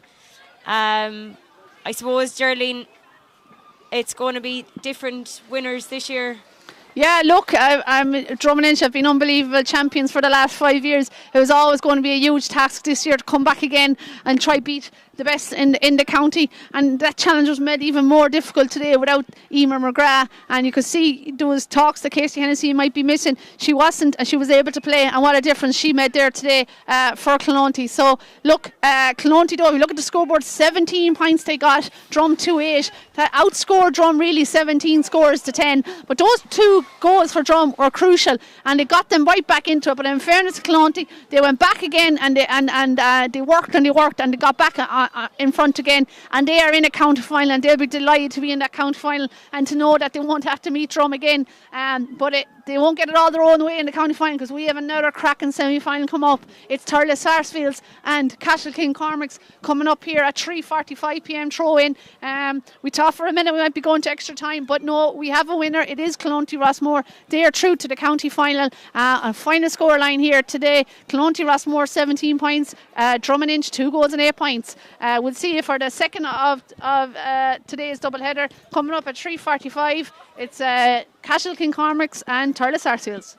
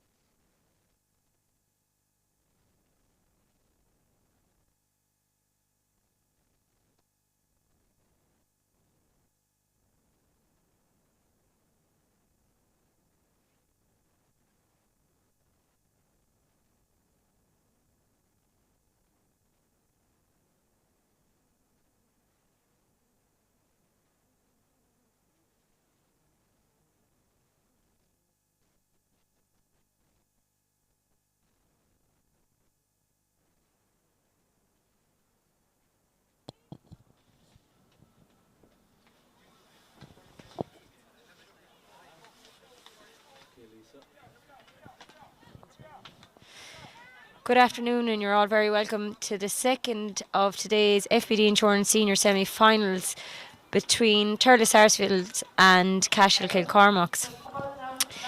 Clonalty Rathmore came out winners of the first game, and they'll be watching on to see who they will face in next week's ends county final. The teams are as follows. Turles Sarsfields on goal, Siobhan Hennessy. Number 2, Aoife Butler. Number 3, Emer Kennedy. Number 4, Leanna Coppinger. Number 5, Laura Loughnane. Number 6, Emma Carey. Number 7, Robin Fanning. Number 8, and vice captain today for Turles is Ciara Cummins. Number 9 is Karen Kennedy, who is also the team captain. Half forward line is number 10, Aoife Dwyer. Number 11, Lucy Purcell. Number 12, Nicola Loughnane. Number 13, Sarah Stakelum. Number 14, Andrea Loughnane. And number 15, Cueva Stakelum. Cashel Kilcormac's team is as follows. Aoife O'Brien on goal. Number 17, Laura Conley, replaces Maeve Ellie Ryan at cornerback. At full back, number 21, Uno Dwyer, is in instead of Caitlin Downey. Number 4 is Ella O'Dwyer. Number 5, Lily Fahy. Number 6, Saoirse Ryan. Number 7, Emer Dewan. Number 8, Kareem Blair.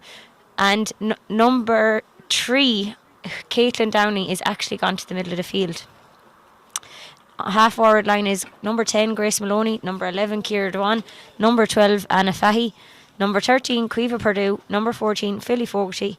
And number 15, Hannah Butler. Our referee for today's semi-final is Pat Murray of Moneygall. He's just doing the last few preparations for today's game. Not much of a wind here in the Rag Camogie grounds. Lovely day. We had a bit of a shower before the first game, but the sunshine is out now, and we're expecting another thriller this afternoon.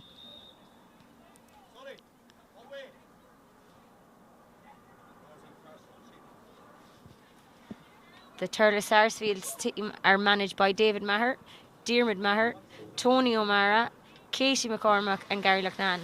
And the Cashel Kilcormac's management team are David Maloney, Vera Sheehan, Kevin O'Sullivan, Alva Bonner, Michael Purdue, Linda Grogan, John O'Donoghue, Eileen Maloney, Karen Ryan and Susan Brosnan.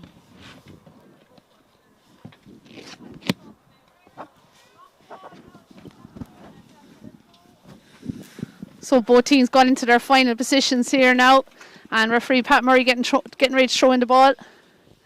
We should be in for a cracking game here, Lisa. Both teams look really up for this. A chance. Both teams, I suppose, know they have a great chance in the county final with the current champions, Drummond Inch, gone out of it. So it'll be a real open final this year. Blocked down there by Karen Kennedy. She has the ball now in her hand, wearing the number 9 jersey and red helmet. She'll have a huge part to play in this game, and already her influence is showing. That ball is sent inside, looking for Andrea Loughnane. Andrea now has a look at the post. A chance here for the opening score, and that's a good point from Andrea Loughnane. Yeah, great. Well taken score there by Andrea, and Karen Kennedy off the mark straight away. I see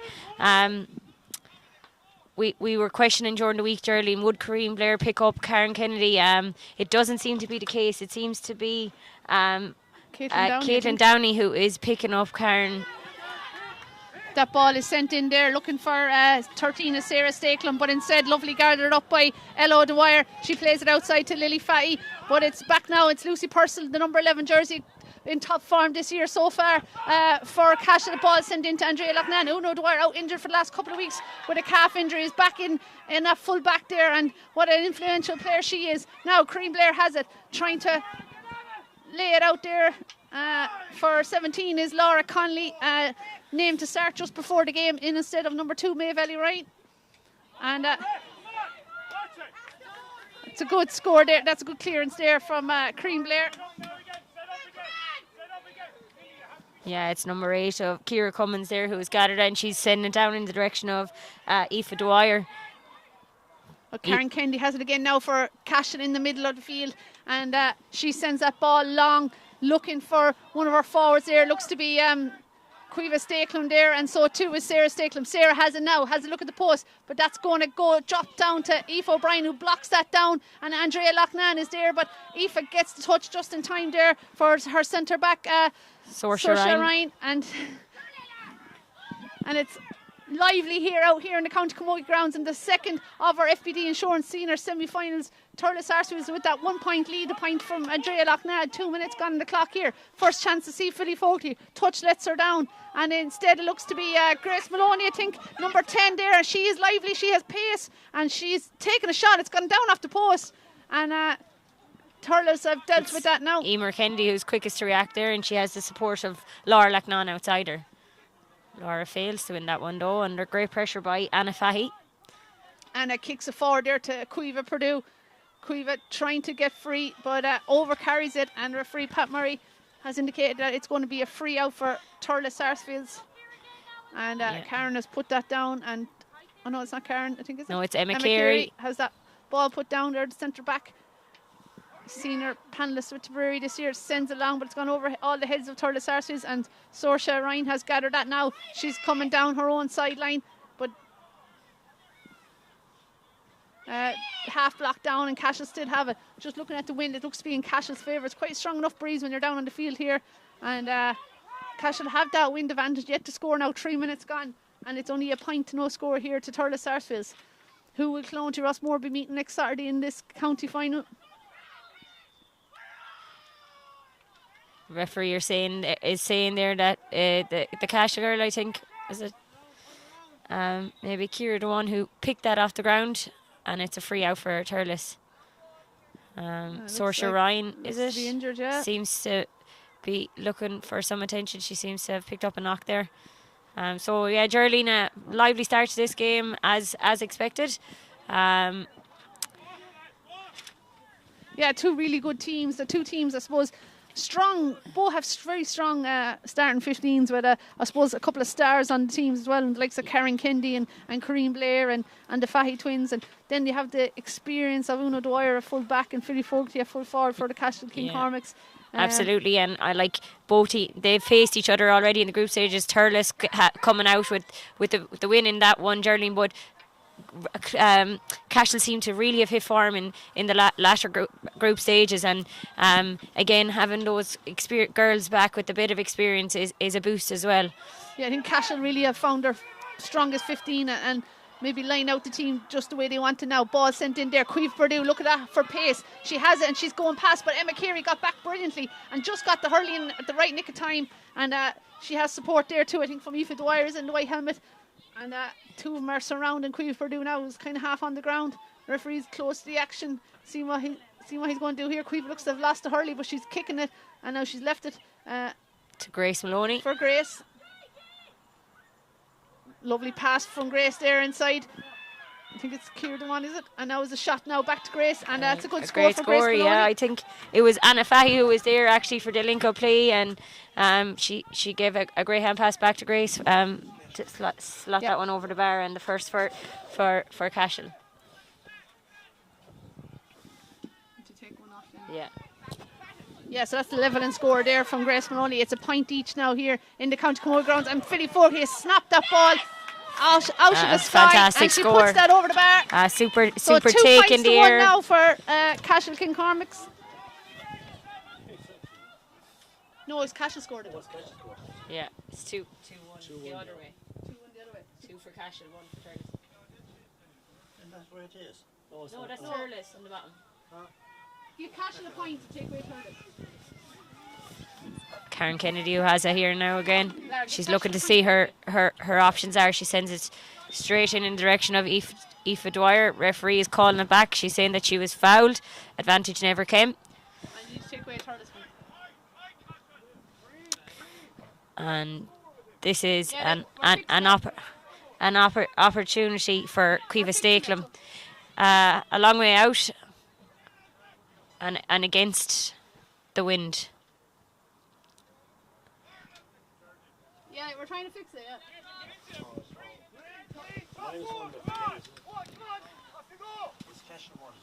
No, Thurles have only got 1. Take away a point for Thurles. Great ball in by Cueva Stakelum. Both teams battling for it. Cream Blair. And it's the Cashel player. Oh, dispossessed again, and it's Cueva Stakelum, the free taker, who makes her way in and has won herself a 45.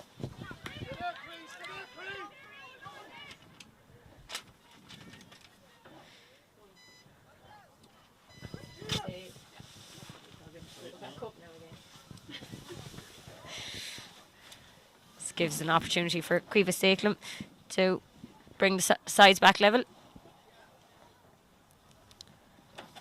So first chance of a 45 here for Cueva Stakelum. She's been brilliant all year on place balls for Thurles Sarsfields. All-Ireland minor winner this year. And that looks good, straight over the bar.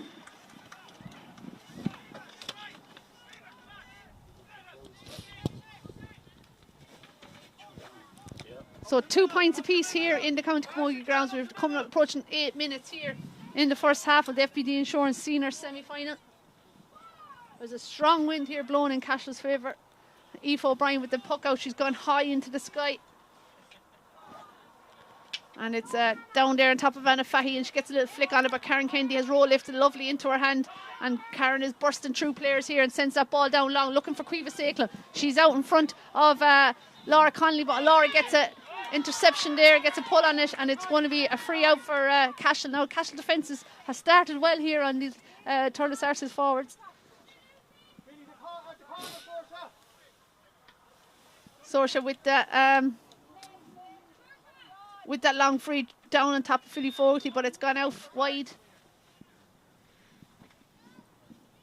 Game hasn't really sparked into life yet, Lisa. It's low scoring, just 2 points each, with 9 minutes gone here so far. Yeah, Geraldine, and not much between the sides. As anticipated again, we're in for another a close contest, like the first game. Push on the back there from the puck out, and Emma Carey's coming up to take this free. So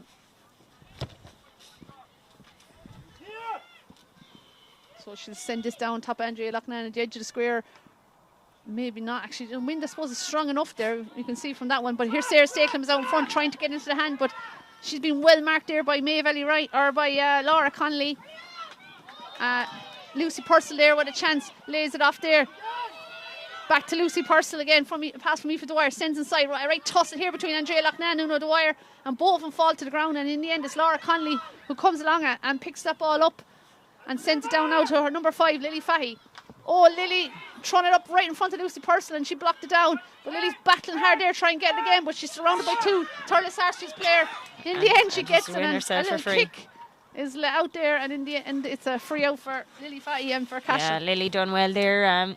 She was being marked by 2 Thurles girls. She 2 Thurles girls on her, and didn't have much support around her, so she done well to win herself a free there and ease the pressure from the Cashel defence.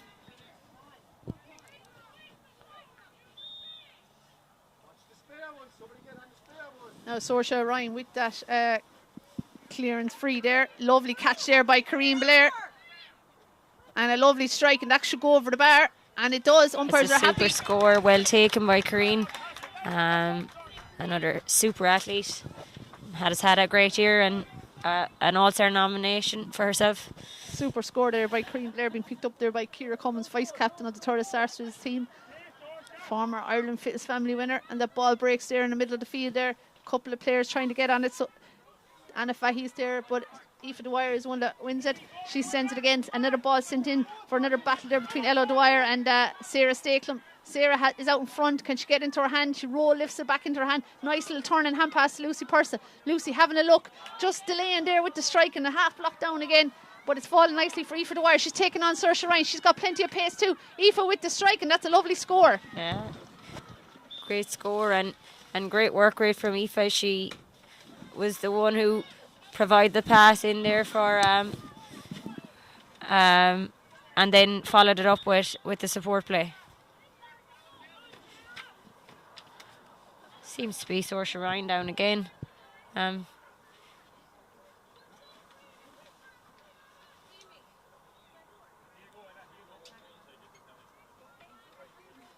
she may not have recovered fully from that earlier knock that she took.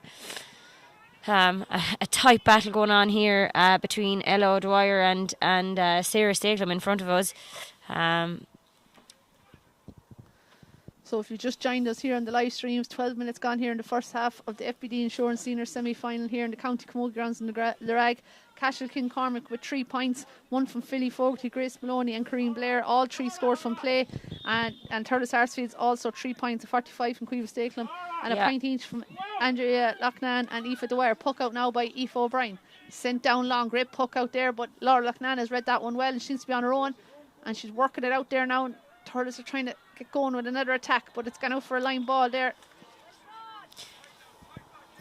Yeah, I suppose, Geraldine, one thing I suppose that stands out already on both sides, that both sets of forwards and midfielders even are contributing on the scoreboard, which it's great to see, because it just means no team is actually heavily dependent on one scorer. Yeah, real team performance by both of these clubs have gotten to this county semi-final. And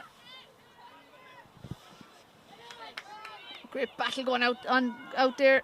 Nicola Loughnane is there, she's trying to get it, but it's Cashel who are on the attack again now, falling nicely for Cueva Purdue. She has it up in her, she's trying to get it up, and now she's got Karen Kennedy on her back, but she's turned lovely and laid it back out to Grace Maloney, who looks at the post, and a super score from Grace Maloney. It's Cashel will be happy with their start. 2 points for Grace Maloney, and yeah, well worked score there. Cueva had failed to rise it on a number of occasions, but she had the support from Grace behind her to ease the pressure, and well taken score by Grace. So 4 points to 3 here in the county Camogie grounds in the Rag, and the ball is sent in there to Philly Fogarty. Oh no, it's gone line. Or it wasn't Philly anyway, not sure who that is on the far side. Anna Fahy maybe, is it? Number 5. But it's a line ball anyway, and it's a Thurles Sarsfield's line ball, and Lucy Purcell came out the worst in that collision there with Saoirse Ryan just a few moments ago, but she's after receiving a bit of attention and she's back on her feet again, and a line ball here over the far side of the field.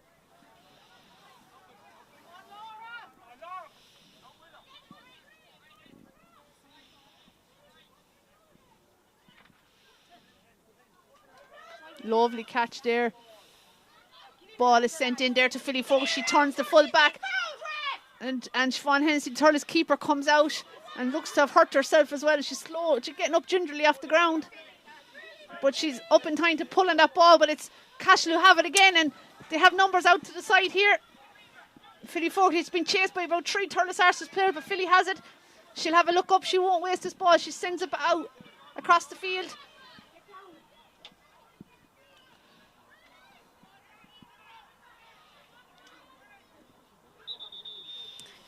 I think that was actually Ciara Dewan who sent that ball across. I think Philly's inside. She's looking for a hurley. She seemed to break it there in the first one, in the first challenge. Yeah, my apologies there, Ciara Dewan, who ran out there to the corner.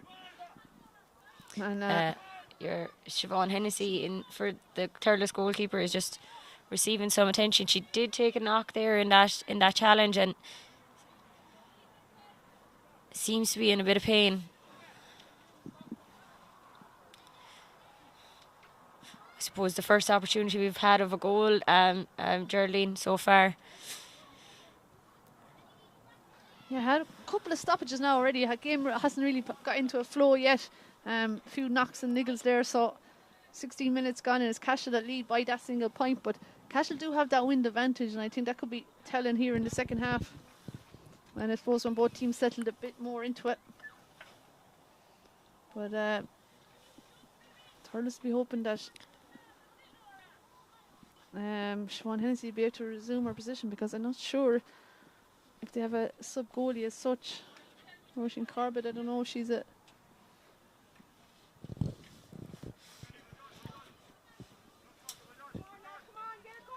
She seems to be up, and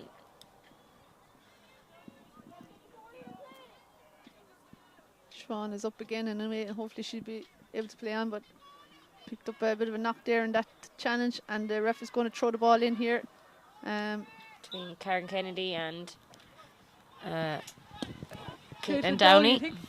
Oh, here comes Karen, powering down that sideline, shaking off challenges. Aoife laid off lovely to Aoife Dwyer. She's been chased by Corrine Blair. Aoife still has it, fires it up there, but it's caught by Grace Maloney. She's dropped it though, and Anna Fahy is there, and so too is Corrine Blair. Corrine is coming out, but she's surrounded by Cashel players, but turns back lovely. Good play there by Laura Conley. Eventually the ball is cleared down, but only as far as Laura Loughnane. And she knocks it back up the field. Looking for number 12 for Turles Sarsfields is Nicola Loughnane, her sister. 3 Loughnane sisters playing here today for Turles Sarsfields. And Nicola has over-carried that, twisting and turning. And in the end, it's a free out for Cashel. And in fairness to Cashel, they're surrounded Turles Sarsfields with every opportunity. They're really, really up for this game. Yeah, Hunting and Pax Gerlina, they're there to support one another all of the time.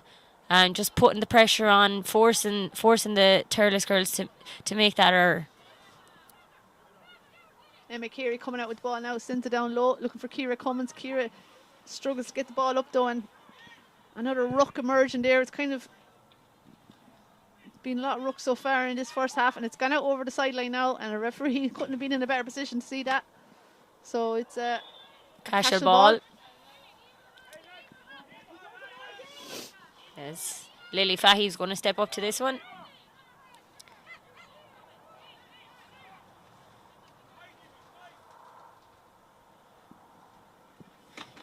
Aoife Dwyer has got off to a great start here for Turles. Geraldine, she's been on a lot of ball, put herself in some good positions. She was dispossessed for the last one, but she's been working hard and any chance she's got. Caitlin Downey there on the ball. Well, half blocked down, and now the ball has been sent in by Turles Sarsfields looking for Sarah Stakeham. She's in a foot race here with Ella Dwyer. Sarah out in front, but Saoirse Ryan is there too, so Sarah's a bit outnumbered there, but she wins that ball, and she's Lucy Purcell and she's Caoimhe Stakeham. She can get to one of them, but she's going to go herself, takes the shot, and that's a well-taken score. Super score, Sarah Stakeham. Yeah, she had a lot of work to do to win that point. Yeah, good crossfield ball by Aoife Dwyer there, and Sarah battled tough with Ella O'Dwyer, but won it eventually and took it on and got herself a great score. Great score by Sarah, and now the ball is at fawn nicely to Ciara Cummins. Ciara, she'll run all day for you. She has a player off her right shoulder too, and that is Robin Fanning. And Robin is half blocked down though, and it's gathered here now by Saoirse Ryan again, and she's only got cleared as far as Nicola Loughnane. So Nicola has sent that ball in. Aoife Dwyer's ghosting in here on her own. If no Cash doesn't get back and pick her up, it could be trouble. But it's worked out again there between Una Dwyer and Saoirse Ryan again, and the ball is sent down. Looking for, I think it's a Hannah Butler there. Yeah, Hannah Butler, who has, she's been relatively quiet. She hasn't had much opportunity on the ball, I suppose, and she's eager there to get on it. But two chances now have both got trickled out over the sideline on her. We've had a lot of line balls so far on that far side.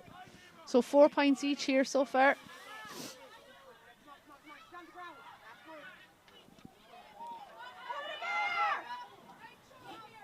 Opportunity there for Ciara Dewan, but has tailed out to the right and wide. Yeah, Siobhan Hennessy in the Turles Sarsfields goal. Happy to see that go out wide. And she's getting ready to puck it out again here, looking around at her options there. Aoife Dwyer's moving, so too is Ciara Cummins. And she's going to go down this wing, the stand side here. Grace Maloney puts up her hand, falls there again. Ciara Cummins is there. Looks to be Lily Fatty in the end, hands it out, passed out to Kieran Blair. Another block down there. We've seen loads of block downs in the game so far. Grace Maloney has it now, gets it into her hand. Her father David is the manager of the team. Grace sends it inside, looking for Caoimhe Purdue, I think. And I think that's Anna Fahy there now, lays it back out to Grace Maloney. Grace has started this game very well. Dangerous ball sent inside, but Caoimhe Purdue can't gather. Emma Carey's back there now, but she's going to need a bit of support. She's got a couple of Cashel players, and in the end she fouled. And this is going to be a free for Cashel, and it should be a simple tap over the bar for Philly Fogarty.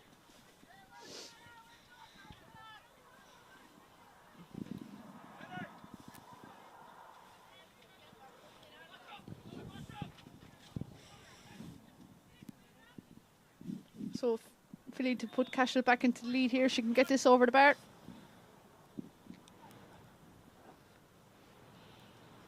And she has made no mistake there. So 22 minutes gone here, and Cashel leading now 5 points to 4. And Siobhan Hennessy with the puck out. She goes down to the far side looking for Lucy Purcell. Lucy has won it. Off she goes on a solo run. Another All-Ireland minor winner with Tipperary this year. Tries to pass it off to Karen Kennedy. Eventually Karen gets past Saoirse Ryan. And on goes Karen, and the space is open up in front for Karen here. Now will she put this over the bar? Has she got goal on her mind? She takes one more turn, and in the end great it's blocked down by Uno Dwyer. Yeah. Karen had a goal on her mind. Yeah, goal on her mind. Yeah, could have slotted over the bar.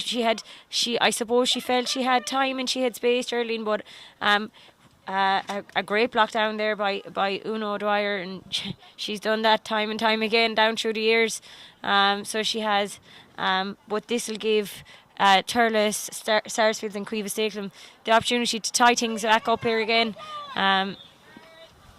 Similar on the opposite side of the field, similar. I suppose angle as the previous one for Cueva. So Cueva Stakelum with this 45, and Turles are happy with that, and the umpires are happy with that. 5 points apiece here in the rag for the second of today's senior semi-finals. 23 minutes gone in the first half. Puck out now from Aoife O'Brien, sub goalie on the Tipperary junior team this year. That ball has gone all the way back, and Leanna Coppinger, another county minor player, chasing back there, trying to win it. Facing her own goal, she's in a bit of trouble down there, and looks like Grace Maloney has it again, surely gone out over the sideline. And I'd say all the Turles Sarsfields mentors are in the linesman's way, to be fair to him. But it's broken now for Turles, for Aoife Dwyer, and on she goes. Strikes down into the corner looking for Sarah Stakelum. Sarah and Ella Dwyer are in a battle there. In the end it's falling for Saoirse Ryan. Out she comes, she's trying to get Cashel going again. Hand passed it out there, was fouled there. She tried to let the hand pass off, and it's a Cashel free now.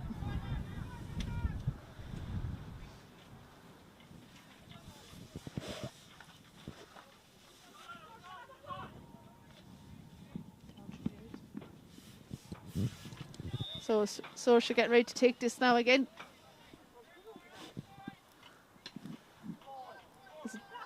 Good free sent inside there in around the house there, but looks to be Emma Carey that's going to deal with it. And she's out she comes. Is that Lucy Purcell way back there? She had a supportive Lucy outside her.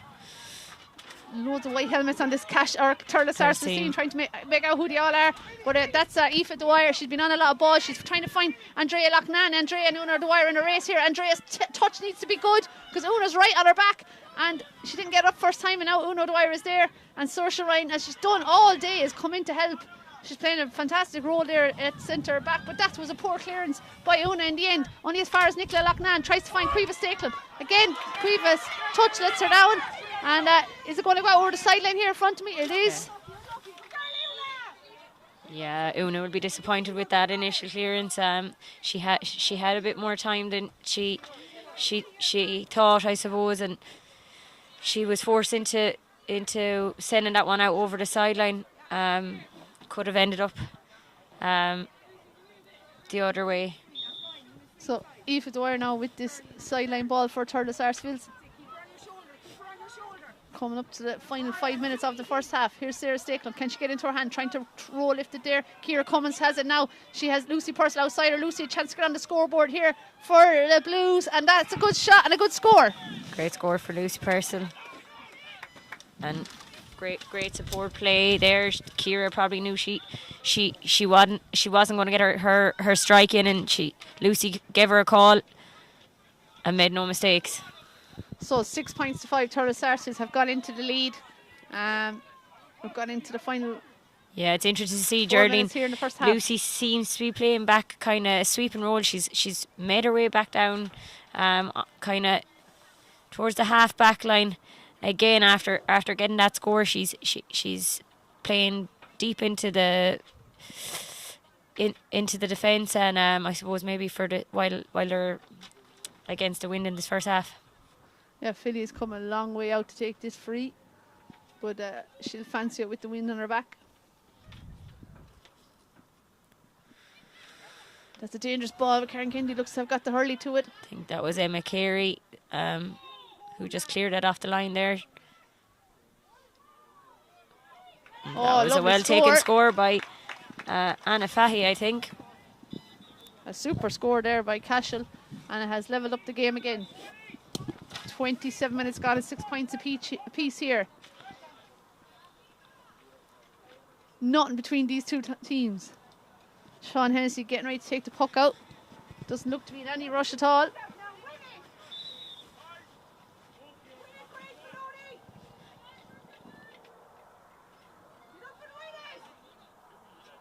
Now falling nicely for Lucy Purcell. She sends that inside. A couple of Thurles players inside right near the edge of the square, but Saoirse Ryan has it again. Pick it up, and it's Cashel who are working it out again. Asking for Grace Maloney to run onto this one. Robin Fanning is there too for Thurles. Passes it back there, looking for Ciara Dewan. Ciara sends it back down to Corrine Blair. Corrine puts her shoulder down and heads for goal and takes a shot from distance, and that's a lovely score. Score today for me. Yeah, lovely score from Corrine Blair. Super score, and that's Corrine's second of the day. Two fantastic scores from Corrine. And really, with that win, Cashel should be shooting more from that distance. Yeah, Geraldine, I think Cash will probably feel they're not taking advantage of that first half win they have. And the fourth official has indicated that there'll be at least 2 minutes of additional time. At least 2 minutes to be played at the additional time at the end of this half. Ball sent in there to Cueva Purdue. Cueva hand pass inside to Philly Fogarty. Can she get it? A strike there. Or is it Philly? It's Hannah Butler. Philly, it's gone over the bar. Philly has actually dropped out to the middle of the field, Geraldine, since that last free. I think what they're trying to do now, they're trying to isolate Cueva Purdue and Hannah Butler inside. Two girls with great speed and great pace. Just before half time, hopefully, I suppose, hoping maybe to get a goal opportunity. And Hannah Butler took her point well there. And here comes Karen Kennedy now for Thurles Sarsfields. That ball is sent in, looking for Sarah Stakelum. Sarah and Ella Dwyer there fighting for that ball. A great battle they've had in this first half, really 50-50 there between the two of them. And a foul there committed by Sarah on Ella. It means it's a free out for Cashel. And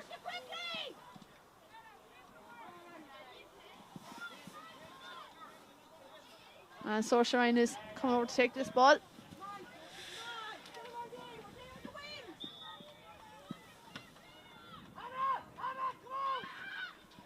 Yeah, it's interesting there, Geraldine. We can hear the Cashel management saying, speed it up, Saoirse, we're playing with the wind. They know that they probably haven't taken as much advantage of it.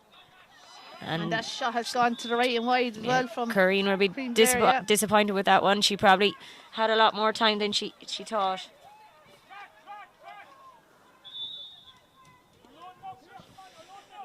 Now Lucy Purcell, Leafa Dwyer both run into position here looking for it to win that puck out. Lovely catch by Grace Maloney. She couldn't hold on to it, but she's had a very good first half for Cashel. She's got 2 points and she's been involved in a lot of the play. Oh, heavy challenge there. Ref seemed to have missed it.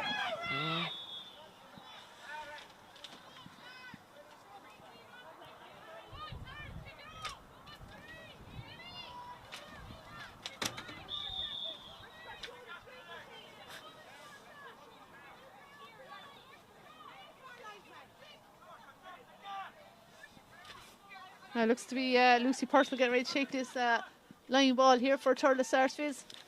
That's sent all the way in, but Philly Fogarty's caught out and she drives that back down, but Emma Carey's sitting in the pocket there, a free player there at centre back, but she doesn't deal with it, and now it's Cueva Purdue has picked it up, and Cashel playing some lovely camogie here. Nice 1-2 there with Anna Fahy. Cueva now with the chance to put this over the bar, but it's dropped short there inside. And it looks to be Hannah Butler now. Hannah, well played there by Hannah, tries to hand pass it off, but Emma Carey has it again. And Emma with the clearance in, looking for Karen Kennedy in the middle of the field. Karen has it now. She's Caitlin Downey, Tipperary footballer, chasing her. On goes Karen, sends that ball long, looking for Andrea Loughnane. Andrea, lovely play there by Andrea, and she picks it up now and she takes it heavy challenge there. Pass it back to Sarah Stakelum. Looking for Cueva Stakelum. We haven't seen too much of her in this opening half. And that pass doesn't come to hand. And it's Cashel who are back there. And Cashel defending has been absolutely super fantastic defending in this there, first half. and even Saoirse Ryan had tracked back there really well. She knew Uno Dwyer needed support. But Thurles do seem to be coming more into the game, especially like Lucy Purcell. So lays it off there to Nicola Loughnane. Tries to find Ciara Cummins, but Cashel are forcing them out. And there is the half-time whistle from Pat Murray. So half-time here in the County Camogie grounds in the Rag. Cashel 8 points, Thurles Sarsfield 6 points. But Thurles do have that wind advantage. I feel it is playing a big part in this game, Lisa. Yeah, Geraldine, I think... as I mentioned, Cashel probably feel it didn't utilise the wind enough, and maybe it was a little bit too late. They were getting a little bit more ball in there when they brought Philly Fogarty out. She was supplying a bit more ball, and the girls were getting on it inside, but maybe they should have made that move a little bit earlier. Thurles then, they look a threat every time the ball comes down, and they will be in the second half, and they'll have the advantage of the wind. Both teams having 5 scores apiece, which is fantastic. Both teams working really hard, and again it's going to be another tough one to call. Geraldine, only 2 points between them, and it's very little really. Yeah, very little indeed, and Thurles have Sarah Stakelum and Andrea Loughnane inside, and they're out in front, but Ella Dwyer and Uno Dwyer doing a great job marking them as well. So nothing between these two sides. It's Cashel that lead at half time, 8 points to 6. We'll join you for the second half after a short break.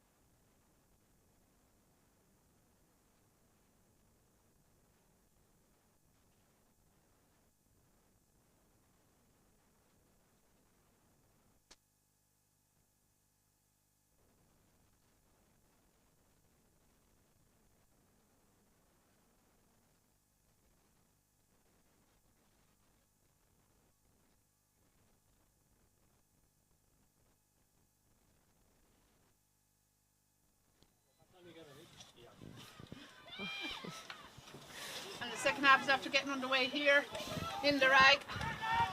Just looking around, any changes, Lisa? Can you spot anything? Not that I could see, Geraldine. So Cashel leading here, 8 points to 6, but on to people at half time. It is a strong breeze there out in that field. Turles have it all to do here in the second half.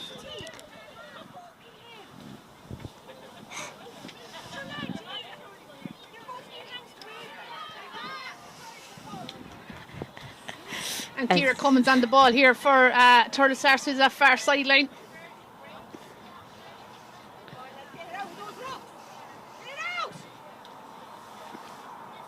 Now it's Grace Maloney who has merged from the ruck, and on she goes, lays it off there. I think it's Cream Blair, is it? But it doesn't go to hand, and just a couple of passes letting both sides down today. Yeah. Lovely block down though by Emma Carey. Yeah. She's had a good game so far. Turles Sarsfields centre back.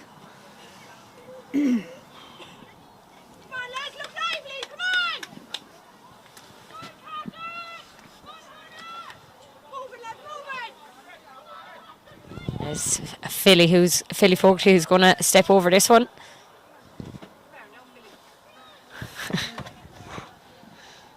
Philly is taking her time with this one. She maybe has a 2-pointer on her mind. She's really going for this sideline. Oh, it doesn't come off at all in the end, but this could still be dangerous. Goes in low in front of Hannah Butler. Hannah working it hard here. I'm still going through there. They have to turn back around though. Is that Anya Dwyer? It looks, yeah, it looks to be Anya Dwyer who's in. In the end, Philly Fogarty with the shot, but that has gone to the right and wide. So number 9 looks to be on the field there now, Anya Dwyer. She was aimed to start, but didn't start. We're just looking around. And Caitlin Downey seems to still be there, yeah. So we'll try and see what that change is. And Laura Loughnane is upended there, trying to get through 2 Cashel players.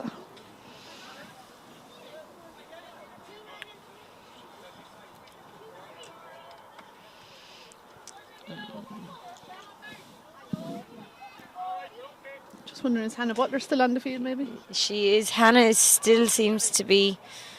that's Hannah who's down. I think isn't maybe Ciara the one? Oh, I think so, yeah, maybe, yeah. Midway. So Anya Dwyer. Sister to Orla Dwyer, the Aussie Rules star. So it is Hannah that was injured, but she's back up on her feet again. Good to see. And Emma Carey's getting ready to take this free. So 33 minutes gone here in this semi-final, and that's a long strike in by Emma Carey. Broken down there. Ciara Cummins is there, so too is a couple of Cashel players, and it's Cashel come out with again. And Turles Sarsfields are certainly not getting things all their own way here today in the County Camogie grounds of the Rag, but that's stolen lovely by Lucy Purcell. She came more and more into the game there in that first half, and maybe just taking a little bit too much out of it now. Yeah, and great pressure put on from the 2 Cashel girls, Grace Maloney and Anya Dwyer there. Caitlin Downey there, forcing her, I suppose, into making that error. And it looks like it's another ruck emerging here.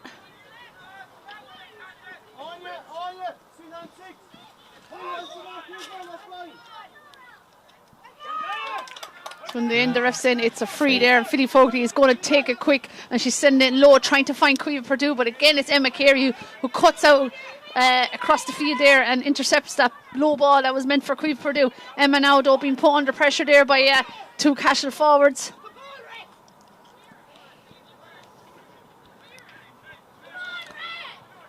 And Emma eventually comes out with it and gets that clearance then, sends it down long, looking for Cueva Stakeley, bounces lovely into Cueva's hand, and she lets off Karen Kennedy, and on goes Karen Kennedy. Now space is opening up, she's still going, sends a dangerous ball across the field, caught lovely, and Sarah Stakeley with the shot in the end. Has it been stopped? It's been blocked a couple of times by Aoife O'Brien, but it's still dangerous, still there. I'm not sure how that didn't end up in the back of the net. But still has a chance here. Eventually, oh no!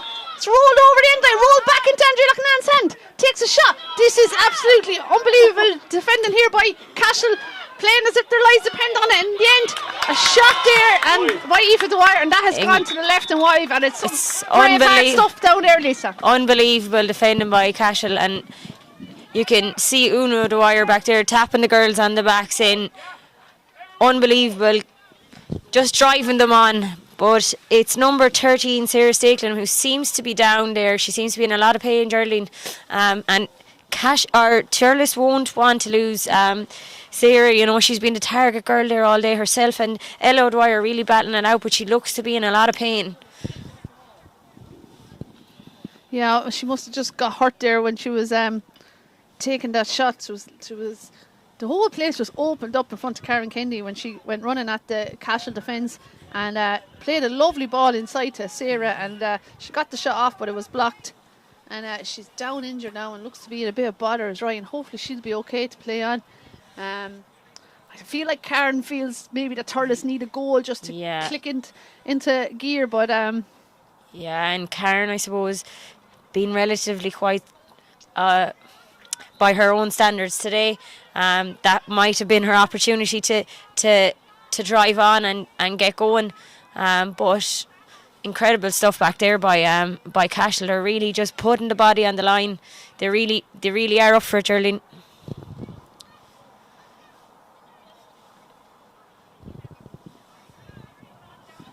Eight points to 6 still here in the Rag Camogie grounds. 36 minutes gone. Just a result coming in there from the Junior A quarter final, and Gartnahoe have beaten Templemore 2-14 to 2-4. That game was played in Clonakilty today. So that's Gartnahoe, Killadangan, Lara and Holy Cross are in the FBD Insurance Junior A semi-finals now after their quarter final wins today.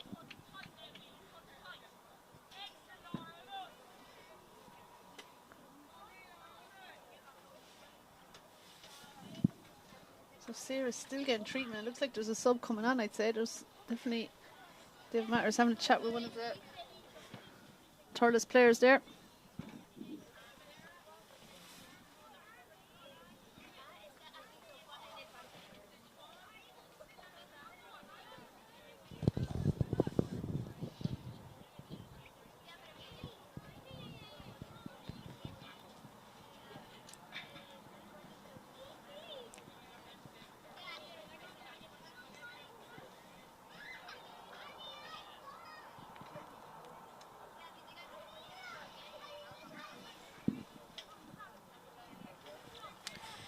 Turles introducing a sub here. It looks to be number 16, Oisin Corbett, who's coming in.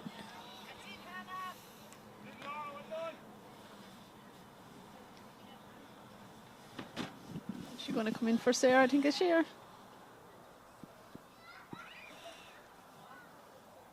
So just 2 points still between the team. No score since the start of the second half. 8 points to 6.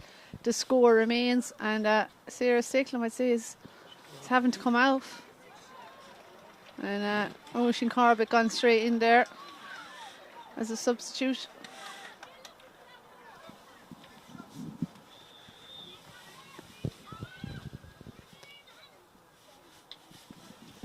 So long puck out there from Aoife O'Brien there, the Cashel goalkeeper. Cashel leading Turles Arses here by 2 points.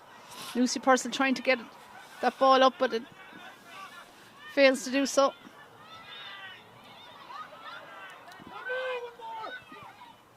Caitlin Downey there, passed it there to Philly Fogarty. Philly hits it, but it's blocked down. And it's Laura Loughnane. She sends it in there in front of Lucy Purcell. Lucy out in front there. Leaves it there for, when Lucy has it again, now I was going to say she leaves it for Ciara Cummins, but no, she has it. And she sent that ball down long in front to Andrea Loughnane. Andrea just, again, out in front of Una Dwyer, but fails to gather it first time. And now Una has it. And Una is coming out and she clears that ball. Lovely catch there from Cream Blair. Cream Super ball. Sent it into the middle there, looking for Philly Fogarty. Out comes Emer Kennedy, though, and stops Philly in her tracks. Now it's Karen Kennedy sends it down. Nice ball. Here's a chance for Cueva Stakelum. First time to really see Cueva. She's surely fouled, and she is. And whether it's inside the box or outside, referee, I'd say, just indicating a free at the moment. But first chance, really, Cueva got the ball in her hand, really in a dangerous position, and was fouled then. Yeah, and Laura Conley has the job of marking her today and has done really well. So up to this Geraldine, she's just following her, but Cueva just seen that little bit of space and made her way into it and kind of caught. Laura was got off guard and forced, I suppose, to make that foul, and she probably knew it was that or a goal, but an opportunity for Cueva to get the first score of the second half, Geraldine. Yeah, so just 10 minutes gone in the second half before we had our first score, and it's a point for Turles Sarsfield, a free from Cueva Stakelum, a free that she won herself. So 1 point in this game now, 8 points to 7. I suppose after the first game, people thought that this game would be maybe more maybe up and down the field, maybe faster paced game, livelier, higher scoring after kind of the war of attrition we had in the first game, but hasn't turned out that way yet. Maybe, I don't know, is it nerves or something, but maybe both teams will let the shackles off in the next few minutes. But at the moment, it's a very low scoring game, only 1 point so far in the second half. But here comes Turles Sarsfields now. The wind has probably died down as well. Cashel had that wind in the first half. Flags definitely don't seem to be blowing as strong in this second half. There's Caitlin Downey on Karen Kennedy. She's done a good job on her so far. Karen fouls her there, and Cashel have won that free. And all these little breaks seem to be going Cashel's way. Well, they're certainly working hard to earn all these breaks, and it's Saoirse Ryan now taking this free. It's amazing turnaround for Cashel. This time last year they were playing in a relegation final. Substitution being introduced here for Turles Sarsfields again. It looks to be number 18, Rebecca O'Mara, and who's coming in. Robin Fanning? Yeah, replacing Robin Fanning, yeah. So Rebecca comes straight in at wing back on Grace Maloney.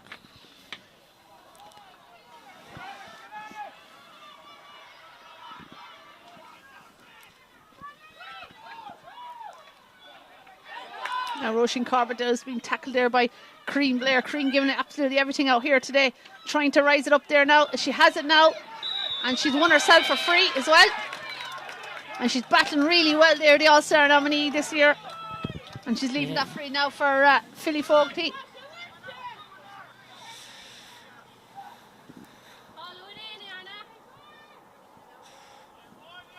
Just one between the sides, Darlene. Cashel will be hoping to get a score from this one. She plays it low in front of Cream Blair, looks for the return pass, and Philly has it there now. Such a clever player, but she doesn't have the pace to get past Karen Kennedy. Karen back and knocks the ball, but a foul in the end from Nicola Lachlan, and it's a free.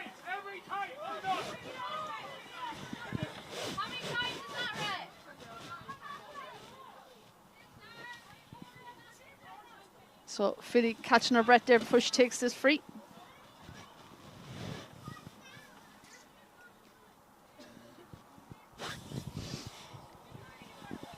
This one bit closer. Philly will be hoping to slot this one over.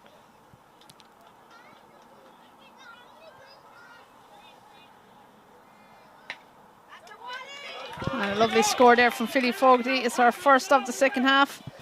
A pointed free. And she's gone way out there to midfield again. And she really is a warrior there for Cashel. Putting in a huge shift there. The ball is sent down now, trying to get Nicola Loughnane, but instead here comes Cashel again, and Turles haven't really got going at all today. But I suppose Cashel haven't let them, and that ball is sent into Hannah Butler, and she's in a race here with Emma Carey. Hand on the back, ref says no, and Emma Carey clears the... And it's Lily Fahy though has intercepted again. Here comes Lily Fahy. Karen Kennedy with the tackle. Thrown up and caught there by Laura Loughnane. And it's a free here for Cashel.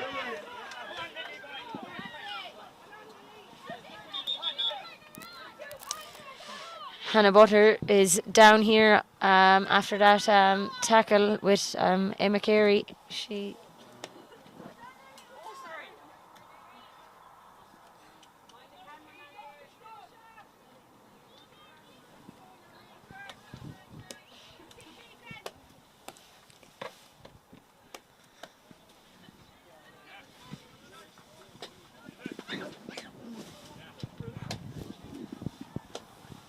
So we're at the 3/4 mark here. It's Cashel 9 points, Thurles Sarsfield 7 points.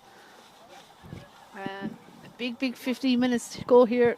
Philly Fogarty has a free here, which can put 3 points between the sides. She's, I suppose, 5 metres inside her own 45. Tricky enough angle though, but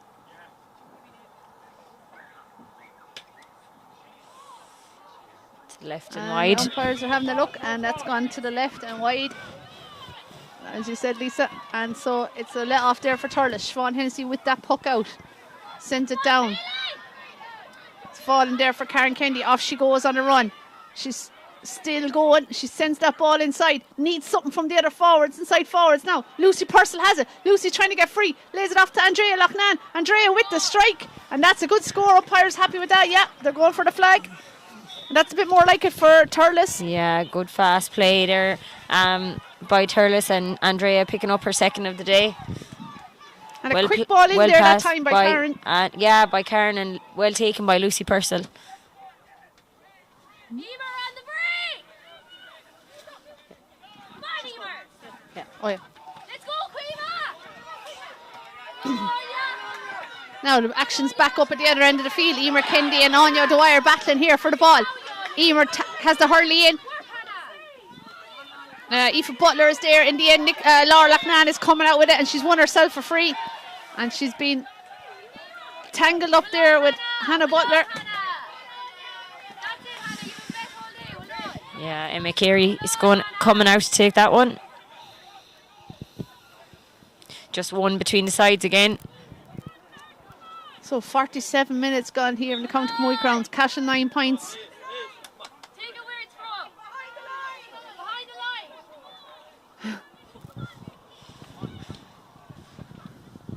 line. So Emma puts the ball down, takes the free. Sends it down, but it's looks to have Cashel. Caitlin Downey looks to have got it, but she's lost it. And now Philly Fogarty is there. Hand passes it outside. Aoife Dwyer is there too now for Thurles. Laura Loughnane has it now. Clears the ball. Well played there by Laura. Sent inside to Andrea, her sister, full forward. Lucy Purcell is there too, but Thurles do have it. Laid it outside to Aoife Dwyer. Aoife roll lifts it back into her hand. Strikes it there, half block down, falling there for Ciara Cummins. Can she get it up? She's under a lot of pressure there by the Cashel defence, and it's fallen to Cueva Stakelum. Here comes Cueva Stakelum. Surely a score chance on here. And wide. Right. That could have easily have ended up in the back of the net. Yeah, I'm not sure why she's shooting for a goal in the end, and that's how it went wide, because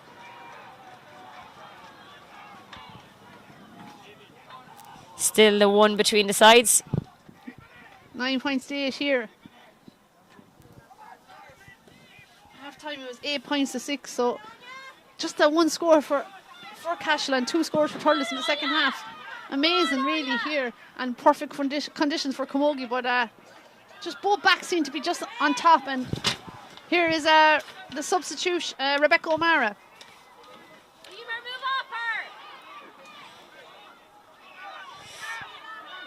The ball is up and down the field, but half backs seem to be on top here today. Emma Carey has it. She hand passes it to Leanna Coppinger. Leanna has it now. Hand pass it out again, looking for Laura Loughnane.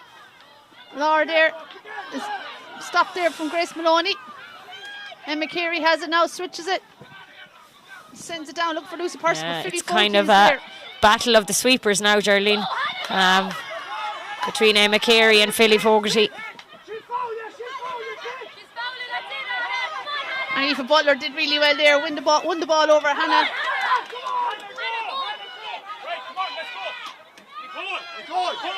And here comes Anna Fahey, steps inside there, gives it to Crean Blair. Crean is open, the place is opened up in front of her here, and Crean is going to have a shot. Very good and she puts score. that over the bar. Super score there from Crean Blair.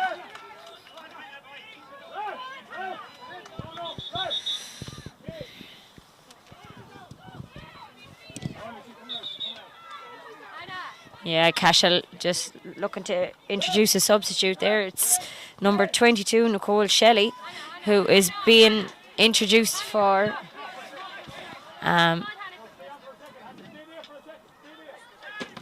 So I think they've held off on the substitution now. Yeah.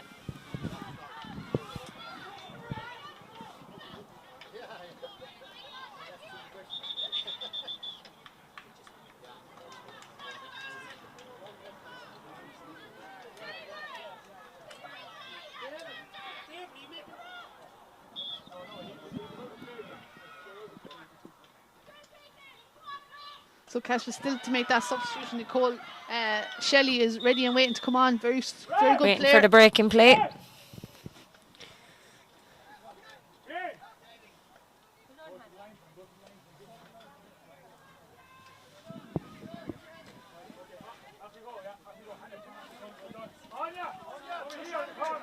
Yeah, so it's substitute Nicole Shelley coming in, and it's Hannah Butler has made way, and Nicole is coming in. It seems to be on the half-forward line, and they've just put Anya Dwyer in on the full forward line, in corner forward on Aoife Butler.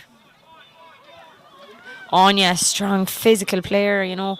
She's really got stuck in there since she was introduced at half time.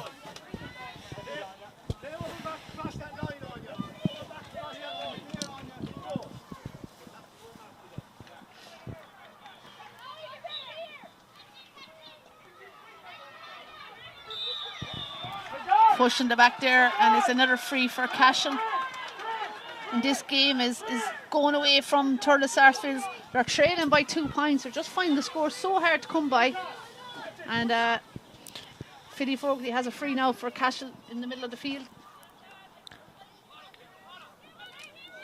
I just think that the pace of the game suits Cashel.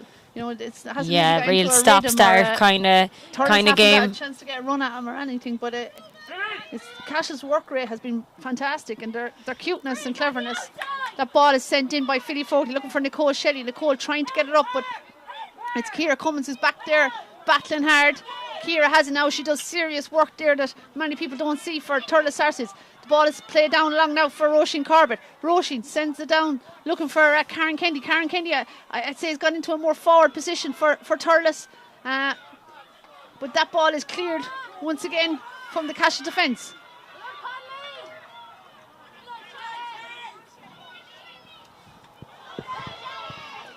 Ball's played there to Corrine Blair. Corrine to Grace Maloney. Grace sends that ball, low ball across looking for Quiva Purdue. Oh, Quiva turns lovely and wins herself a free.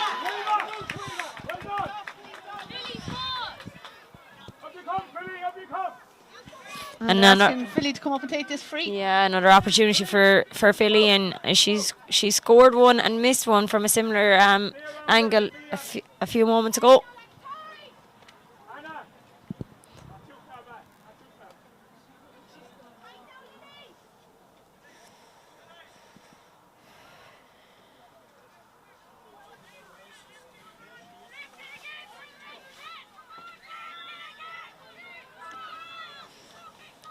An opportunity now to put 3 between the sides early.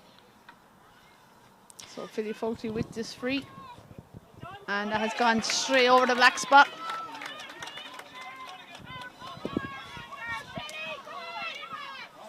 So I make that 4 points for Philly today. 2 in each half, 3 frees and 1 fun play. Ball broken there in the middle of the field, and it's Corrine Blair. She's having a great game here today so far. Plays it out to Grace Maloney. Grace sends the ball inside. Looking for Anya Dwyer, I think, is it? Yeah. Anya has it now, turns her player, sends it inside to Quiva Purdue. She has 2 Turles players inside there, but she's done really well here, but she thought she was pushed there, but ref says no, and Emma Carey seems to have lost to Hurley. And Cash is still battling away there. And Grace Maloney now has it, trying to come out. Can't. Turned back though is Leanna Coppinger. Gives it to Ciara Cummins. Ciara with the clearance. Looking for Aoife Dwyer. Aoife tries to pull on the ball, take it away from Philly Fogarty, but can't. Now it's Roisin Corbett. She's trying to get it up. So too is Lucy Purcell. Finally Lucy has it. She needs to get free. She can't. She has it now again. Sends that ball down long. Breaks there, looking for Karen Kendi, but Caitlin Downey has done really well all day, keeping Karen relatively quiet. And here comes Cash. The Cashel defence are just on top all day long. Saoirse Ryan there now. Picks out Lily Fatty. Lily with the clearance down. And it's a battle here between Nicole Shelley and Emma Carey.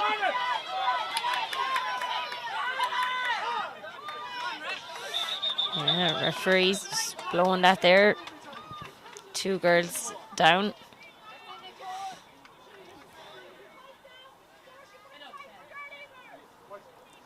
Referee's going to throw this in. Ciara Cummins who has it again. She lays it off to Laura Loughnane. Laura being chased by Karine Blair. Sends that ball into Karen Kennedy. They need something now from Karen Kennedy. Here she goes. She's got past her player, but she's got a couple of Cashel players coming to her. But Karen super score. pulls the trigger and puts the ball over the bar. And I think that's Karen's first of the day. Is that right, Geraldine? Yeah, that's the first point I have for her anyway. Yeah. Well taken though, super hand there. It wasn't necessarily coming. She had to work a little bit for it. But once she got back past the girl, there was no doubt in her mind she was slotting it over. Aoife O'Brien in no rush here with this puck out. 11 points to 9 there, and we're nearly at 57 minutes, so time is really ticking down. But we should have a good bit of injury time. Yeah, there's been a lot of stoppages early, you'd imagine. There'll be 5 or 6 minutes anyway.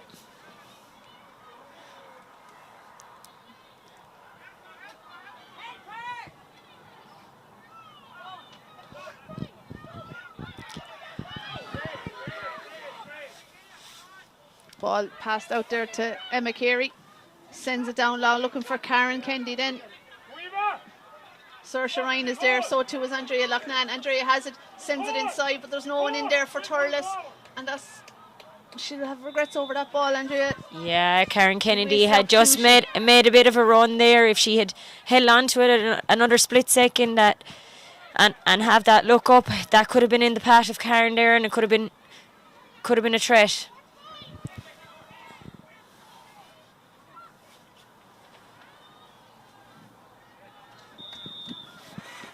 Sideline ball there for Cashel, and it's going to be Emer Dewan who's going to step up to this.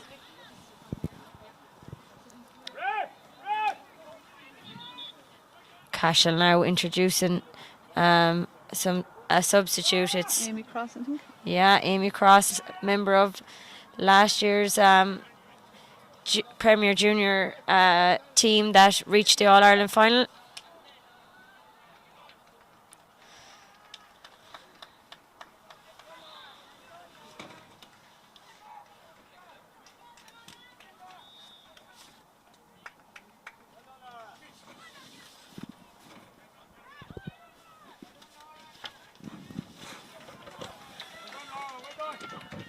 Sent down in the direction of Andrea Loughnane. She probably feels that she's getting a push in the back there by Una Dwyer, but it's Karen Kennedy now. Failed to rise the first time. She finally gets over it. She's looking around for her options. Sends the ball, trying to send the ball inside to Cueva Stakelum. Now, Karen Kennedy seems to have got a late tackle there, and she seems to be holding the side of her head. Referee is stopping. He's having a word with his linesman to see what happened. I didn't see that myself now. She had the ball passed I think it might have been maybe a late tackle. She struck that one across. I think maybe a block down afterwards that might have connected or collided with the helmet.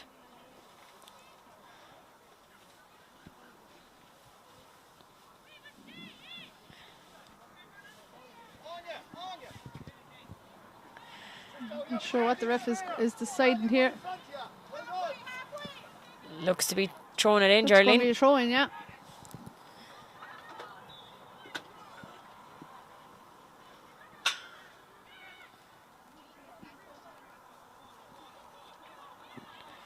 It's Ciara Cummins who has it there. She plays it out to. Nice ball inside there. Andrea Loughnane trying to get it. But again, some great defending there by Una Dwyer and the Cashel contingent there back there. And the ball is cleared again. 11 points to 9. We approach 60 minutes here on the clock. Cashel with that 2-point advantage.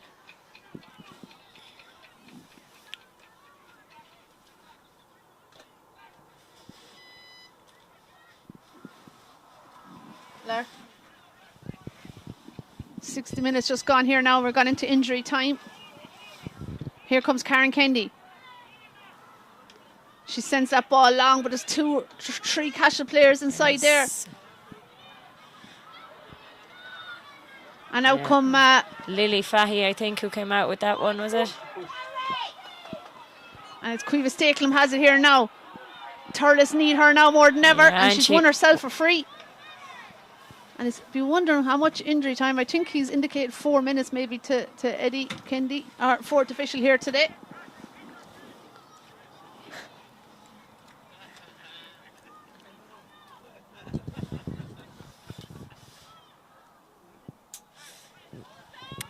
Cueva just receiving some attention there.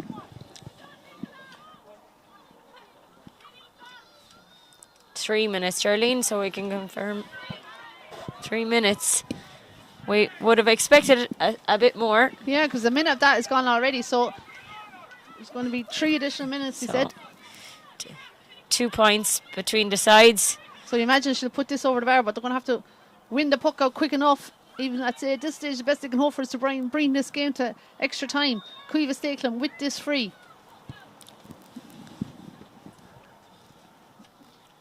She's 3 scores so far, 2 45s and a free.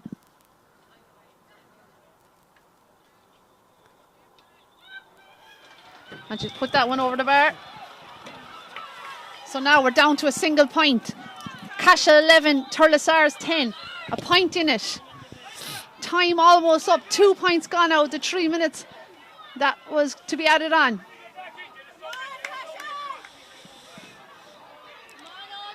And Emma Carey's trying to win the ball here, but it's Grace Maloney who has it now. Lovely pick up by Grace Maloney. She's trying to get inside. Looks like a throw, and it was a throw. You can hear Cashel trying to get a sub in just to try and kill down the clock. Yeah, Thurles trying to take that quick. Referee just calling it back.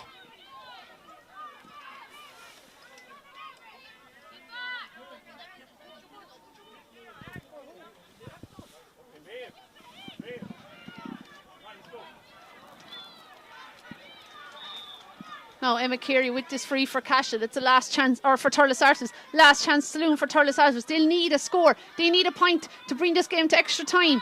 A goal obviously would win it. Roisin Corbett sends it down, looking for Karen Kendi. She's the player you want on the ball. She has a bit of space now. She sends that ball inside. Caught out well there by done. Cream Blair. She's been excellent today. And that's another really important possession she's after winning, but she's driven it straight over the sideline. Yeah, I think maybe there might have been a slight hook on that there. Cashel here looking for the referee's attention just to try and introduce a substitute. There's no one here. Oh, it's this guy. Oh, yeah. So Maeve Eddie Ryan looks to be coming in there. We seem to be gone over the 3 minutes now, Geraldine, but again, there was a couple of stoppages there. And number 2, Maeve Ellie Ryan, is being introduced.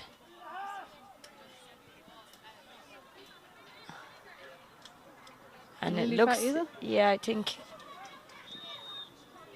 looks to be Lily Fahy who's making way.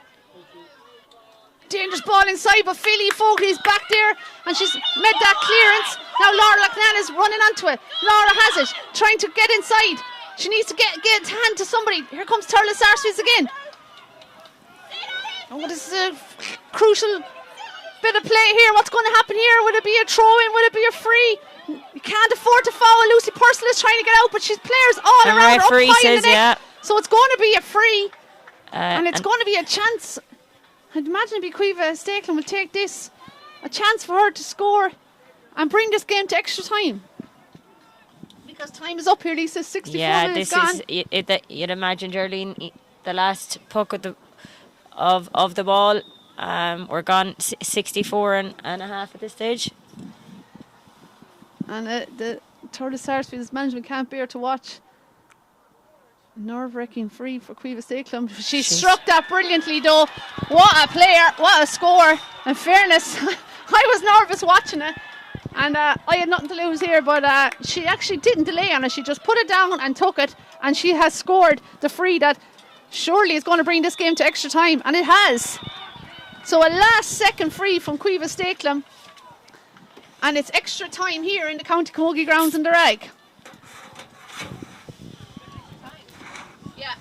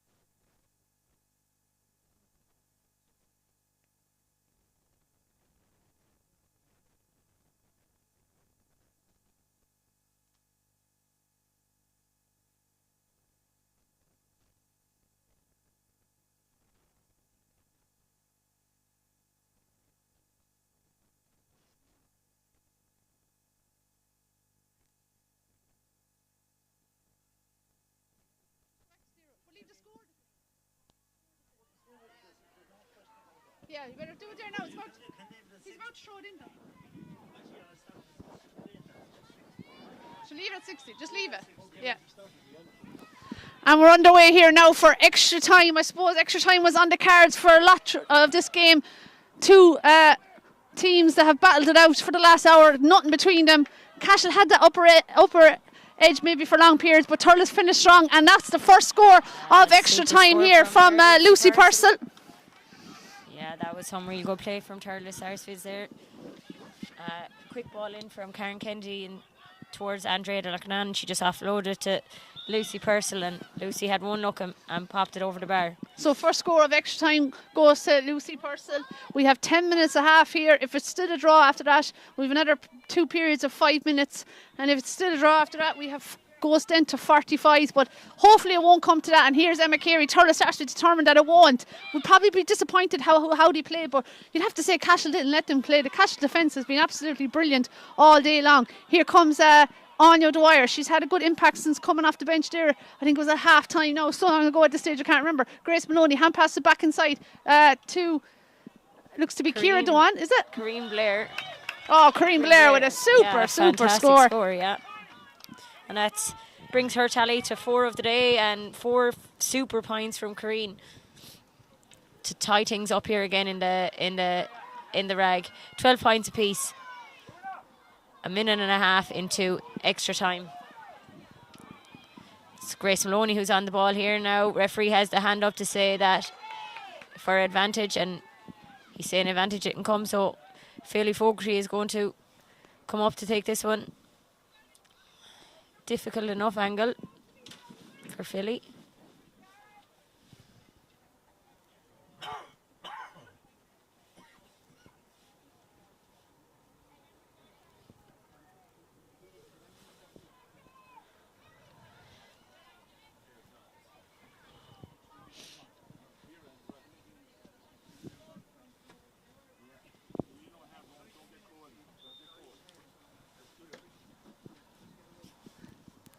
So Philly Fogarty getting ready to take this free. That looks good. That's over the bar. That's a great free from Philly. And that's her first of this extra time. Put Cashel back in front by 1 point.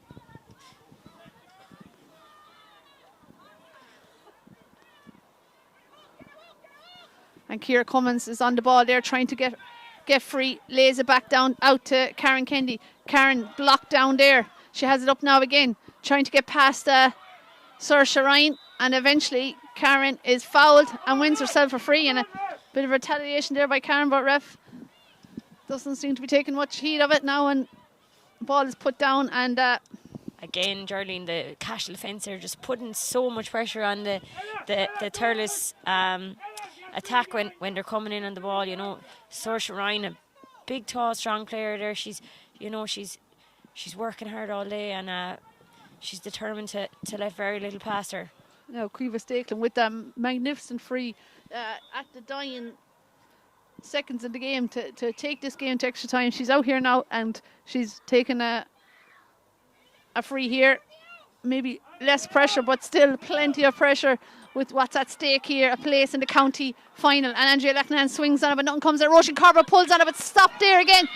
And picked up by Ella Dwyer, and she's under a bit of trouble here, but she's eventually given it back to Philly Fogarty. He was playing way back in defence. I suppose there's a sweeper back there now for Cashel.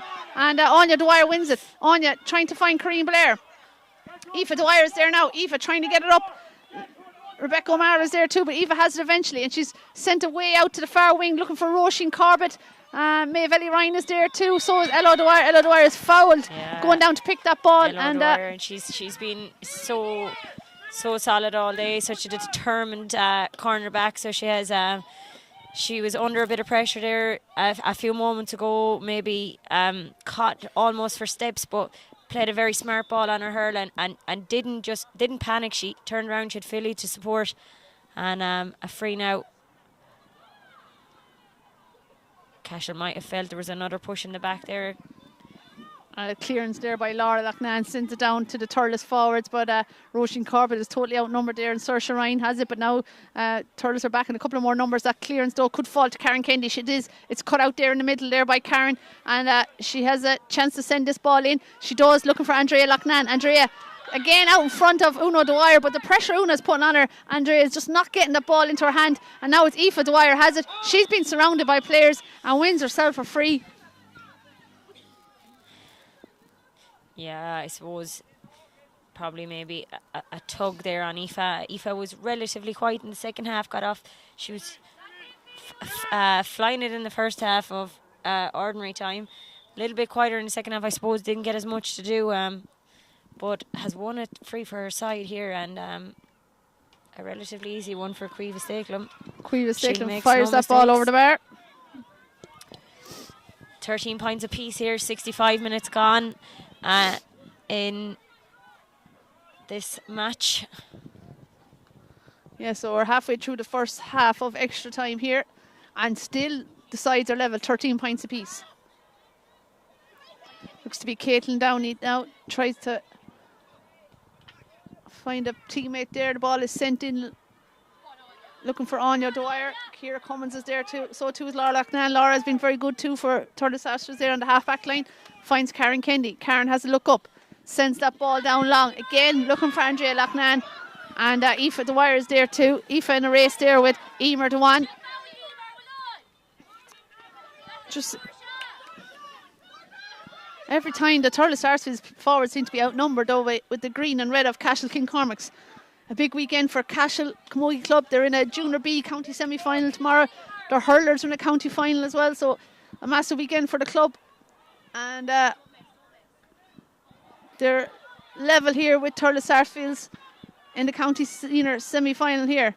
Clonty Rossmore, I suppose, will be the happiest club at the moment. They're in the county final, and they know that whoever they'll be playing will have had an extra 20 minutes at least of camogie played, which is a lot when you're considering that the final is on next Saturday. Absolutely, but then whoever wins this, I suppose, will have a huge boost that they've won a game that's gone right down to the wire in extra time. Here's Lucy Purses. She's the only one to have scored so far. Showing a bit of trickery there, a bit of wizardry there from the Tipperary minor star. There's a player inside if she gives it to her, but she stay going herself. She's looking for a goal. Another block down by Uno Dwyer. And I don't know how many times Thurles seem to be looking for this kind of wonder goal, and it hasn't come. And maybe they'd just be better off just tipping them balls over the bar, because Lucy had so much done to get that far, and was asking a lot really to put that into the back of the net. Yeah, she was a little bit far out. If she had just slotted it over the bar, Geraldine, they would have went a point ahead. I see a few girls now stretching out the legs. Maybe the legs are starting to cramp up. As you mentioned there, a quick turnaround. They only have a week with the final next week, and 20 minutes is extra on, is a lot extra on the body.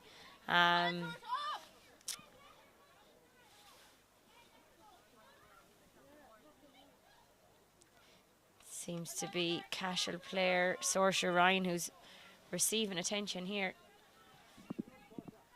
What a block down by Uno Dwyer again. She has just been incredible there at different stages today. 2 block down now for goal opportunities for Thurles. So if you're watching on the live stream, I hope you're enjoying the coverage all day long here in the County Camogie grounds. Clonty winning the first game, and this game is in extra time now, and there's 8 minutes gone in the first half of extra time, and the sides are still level here. Cashel 13, Thurles Sarsfields 13 points, and Saoirse Ryan is stealing a few yards possibly there, and she's going to take this free.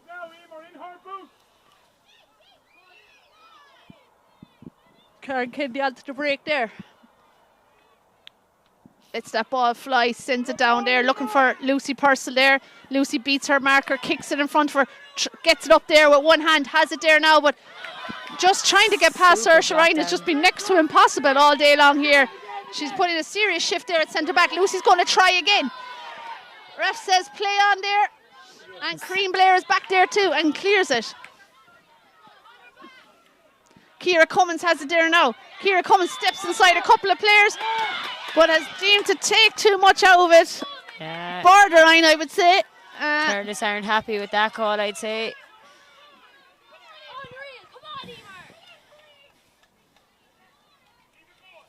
Incredible piece of defending here by Cashel and Saoirse Ryan, and Kareem Blair just tracking back to support her defenders every time. It's Philly who's going to take this one. She'll be looking to pick a score from this place ball.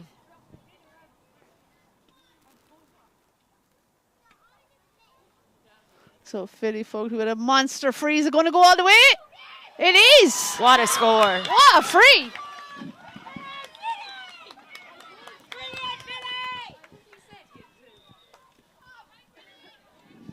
Six points for Philly, five from frees and 1 from play.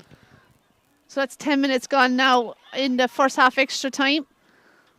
And play resumes here. Looks to be Rebecca O'Mara. She come on there in the second half. And here's Karen Kennedy now. Karen is everywhere on the field today. Sends that ball inside to Andrea Loughnane. Andrea and Uno Dwyer continue their battle as they have done all day long. Andrea has a point scored in each half. And but it's Cashel defence again. They put in some game here today, the likes of Emer Dewan and Ella Dwyer. Really, really impressive display from the Cashel defence. Now Rebecca O'Mara has it. She's trying to stay on the field, but she's gone out over the sideline.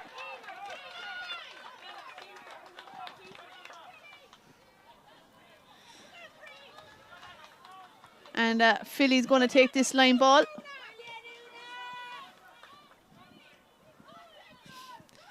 So we have just almost 12 minutes played, Geraldine, in the first half of extra time here. So must I be know nearly half time. Must have been a stoppage or two. Some great play here by Cashel and Kareem Blair. Wow. What a shot by Kareem Blair. Has it What a gone over the bar? score. What What a a super score. score by Kareem. Fantastic piece of play there by Kareen and Grace Maloney to put 2 between the sides, going in here, I'd say, at half time of extra time. Siobhan Hennessy's getting ready to puck it out here now for Turles Sarsfield, and there is that half-time whistle, and it's Cashel that lead half-time of extra time, 15-13. It'll be a quick turnaround here now, I'd imagine, for half-time. The Turles girls just looking a little bit tired going in there, Geraldine.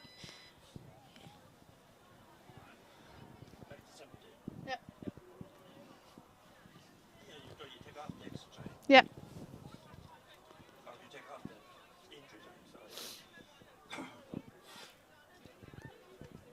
Yeah, I suppose maybe it's just because Cashel are right in front of us here in the commentary box, but they seem to be more jizzed up and more happier, I suppose, at half time here of the extra time. They're really focused. Turles look maybe a slightly bit subdued, but look, maybe that's just from where we're watching here. And look, Geraldine, they done it in ordinary time, 2 points. You know, they turned around. You see, Cueva Stakelin, what she can do under pressure. You know.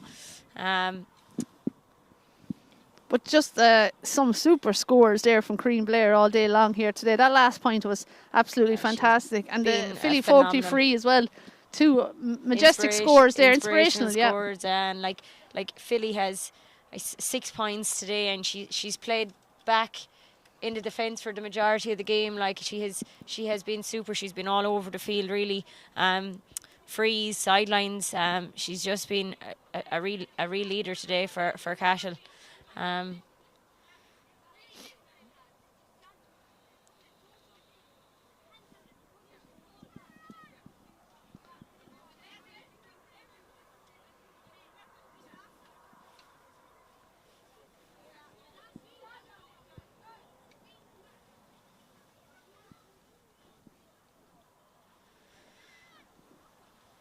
Yeah, it's been a real focused and determined performance from Cashel from the very go.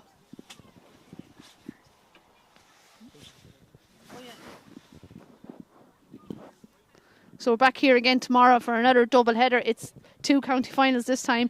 11 o'clock in the morning we have the Junior C county final between Schlieffvale and Rapparees and St. Patrick's, and then at 1 p.m. The intermediate county final, that's between Moneygall and McCarthy Burris. So another double header being brought to you live on the Tipperary Camogie YouTube channel, and I'm sure we're in for 2 cracking games again, so hope you can join us for them if you can't make the games. Now the players are into their final huddles, final few words being spoken by both sets of managements and players. It's all about keeping the heads now, keeping focused, no silly freeze, and just giving it absolutely everything for these final 10 minutes. It's Cashel have the advantage now with those 2 points.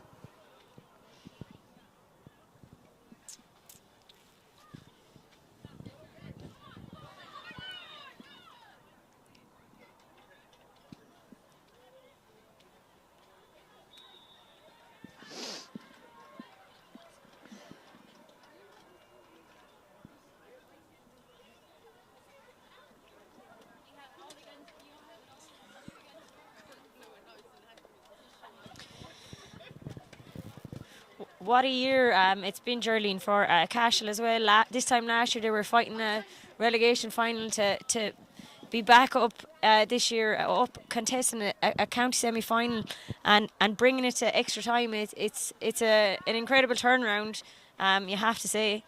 Yeah, and they're really, really in this game. They're 2 points up and fully deserving of that 2-point lead, I think. And they've probably been in front for most of this game. You know, Thurles probably chasing it for a long spells. Yeah. Just looking as, oh yeah. I thought for a second Emma Carey was going up to the forwards, but no, Philly Fogarty's really sitting back in the backs there now. I know she has been, but she's often starting the forwards and work back, but she's starting right centre forward there on Emma. And Cream Blair trying to win that throw in, but it's come Ciara nicely now to Ciara Cummins. And she lays it back to Emma Carey. Emma strikes it down. Again, looking for Andrea Loughnane. Again, Andrea, I suppose Thurles Arsenal will be hoping she can just win one clean ball in front of Una Dwyer and Turner, but it's Anya Dwyer has it now, sends it inside to Grace Maloney, and 22 is Nicole Shelley out in front, wins that ball, gives it to Grace Maloney. There's very little Cashel players inside, but Grace doesn't need anyone, or does she? That has gone wide. I thought it was gone over the bar. I was just saying she didn't need anyone. I suppose she didn't have much options across. Maybe she could have carried it maybe an extra little bit, but I know the legs are probably getting tired at this stage. Now Ciara Cummins sends that ball inside. Looking for Cueva Stakelum. Surely a foul. Oh, ref doesn't give it. It looked like a foul from here, but the ref was closer to me. And Roisin Corbett though has struck it, and that looks good, and that's over the bar. Yeah, and a first for substitute Roisin Corbett. Thurles will be happy they got the point out of that, because it looked like Cueva Stakelum deserved a free for a push in the back prior to that, but this has fallen to Grace Maloney now. Yeah, great puck out, went straight to Cueva Purdue. She sends it into Grace. She's on her own now, being traced by 3 Thurles Arsenal players, and she puts that ball over the bar. A chance of a goal, but at this stage of the game, maybe a point will do. Cashel, yeah. 16. Home, yeah. 16 points to 14 now. Cashel with a 2-point lead. Grace Maloney, a great response to that. That's her third score today, a great response to that Thurles point from Cashel. What a great puck out there by Siobhan Hennessy, straight into the hands of Aoife Dwyer. Aoife Dwyer sends it in. Karen Kennedy's broken there around the middle of the field. Karen is trying to get on it. And it's Emer Dwan now who clears it. Only out over the sideline. And it's going to be a sideline cut to Thurles Sarsfields, and it looks to be Rebecca O'Mara who's going to step over this.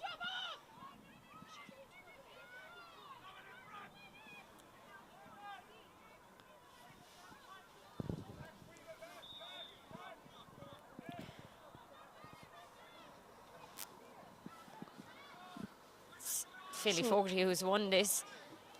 She's taken a few steps and was forced into a hand pass, and that only to give it away to Lucy. Oh, Purcell. Lovely play there. Lovely pass by Andrea Loughnane. Here comes Karen Kennedy. Is this the goal that she's been looking for all day long? And it is. What a finish. She punches the air, and a super score from Karen, you know. And I suppose that's what Thurles needed. Andrea was out in front, and this time she had someone off the shoulder to give the ball to, and Karen Kennedy was coming in like a train, and there was no stopping her from that angle. So, and here's a chance now for Cueva Stakelin to put the ball over the bar. We haven't seen that all day from Cueva, but she's done it now. Her first score from play, and now is when I suppose Thurles need it most.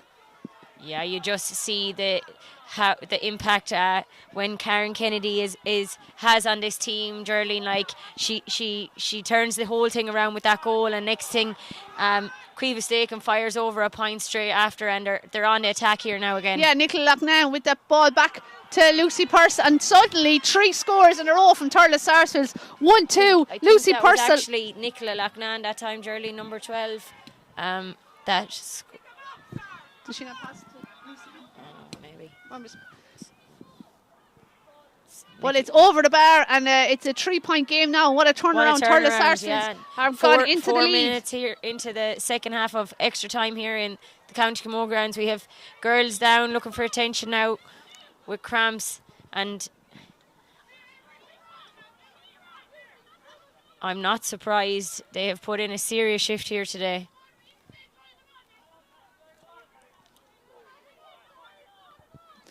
A crucial spell there from Thurles Sarsfields with that goal and 2 points. It's put them into a 3-point lead, 116-16. I suppose from the Thurles point of view, they've won their games quite convincingly all year. Big win in the quarter final. Probably didn't do them any favours coming into a game like this, and a real tough battle. Yeah, close contest, Sterling. They've really struggled there against this Cashel defence, but I just see a substitute come on there. 17 for Thurles Sarsfields. Kate Stakelin has come on for number 12, Nicola Loughnane. And play resumes down here.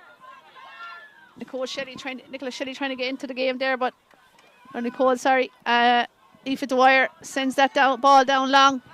Again, Philly Fogarty's back there covering, so too is Saoirse Ryan. Saoirse out in front, tries to clear it. Andrea Stakelin with a push there, or Andrea Loughnane with a push.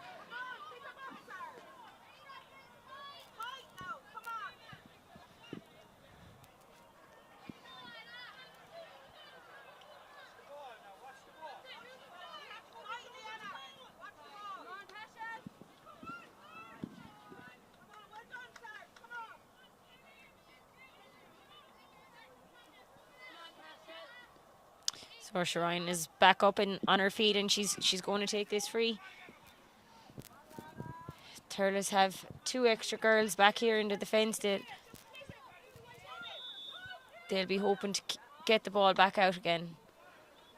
Now Saoirse Ryan sends that ball down, looking for Caitlin Downey, and she's got past Karen Kennedy. Hand pass the side to Cueva Purdue. Cueva manages to keep the ball in play. Karen is there, so too is Cueva. So too is Leanna Coppinger, but Cueva sends the ball across, but Emma Carey is there, and Emma Carey with that clearance. Looking for Amy Cross, I think it is. Amy sends it back in for Cashel again. Anna Fahy is there. Nice pick up from Anna Fahy. She's trying to get free. Hand pass it there to Nicole Shelley.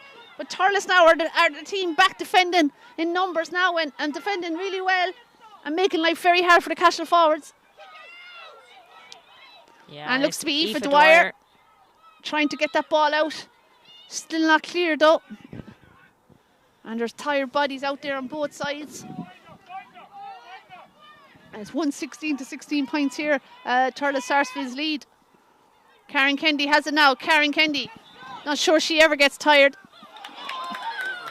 Yeah, Ria saying that she swung back there. So it's going to be a free in to Cashel.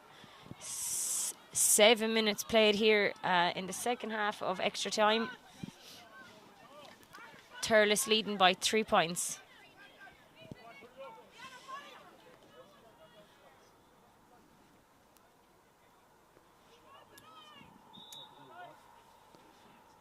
So Philly Fogarty with this free and sends it over the bar. Good score from Philly. So a 2-point game here now. Thurles Sarsfields 116. Philly Fogarty's point makes it Cashel 17. 19 points to 17. Ball's broken there for Saoirse Ryan. Saoirse clearing the long looking for Cueva Purdue. Lucy Purcell is back there. She controls it lovely and lays it off for Emma or Karen Kendi. Karen sent it down, looking for Cueva Stakelum. Cueva in a race there with Ella Dwyer, and Una Dwyer is also there coming across. Una has it, picks it in front of Cueva and lays it off to Ella Dwyer. Ella has a look up, picks out Philly Fogarty. Philly sends it down long, looking for Grace Maloney. They need Grace to win this ball, and she has it, won it. And she's trying to get past Emma Carey. She tries to find Nicole Shelley with a pass. Aoife Dwyer is back there defending. Nicole Shelley has it now. Hand pass inside. Ball sent in low. Anya sends in to Cueva Purdue. Cueva, she gets this in her hand and can get around her player. Would be very hard to stop. Fantastic and she's score, almost off her knees. A huge score for Cueva and Purdue. Cueva's first of the day, I think, Geraldine. Is that what you have? First score of the day for Cueva Purdue. Comes into 8. She's done a lot of work and she's won a 8 number minutes of extra frees, time. but that's her first score. And Lily Fatty's coming back into the... Thanks, and it's Saoirse Ryan who's making away, and what a shift she's put in, Geraldine. She is giving everything. Puck out to Ciara Cummins. Andrea Loughnane out in front of Una Dwyer, wins the ball, turns her player, off she goes. A score will do here nicely for Cashel.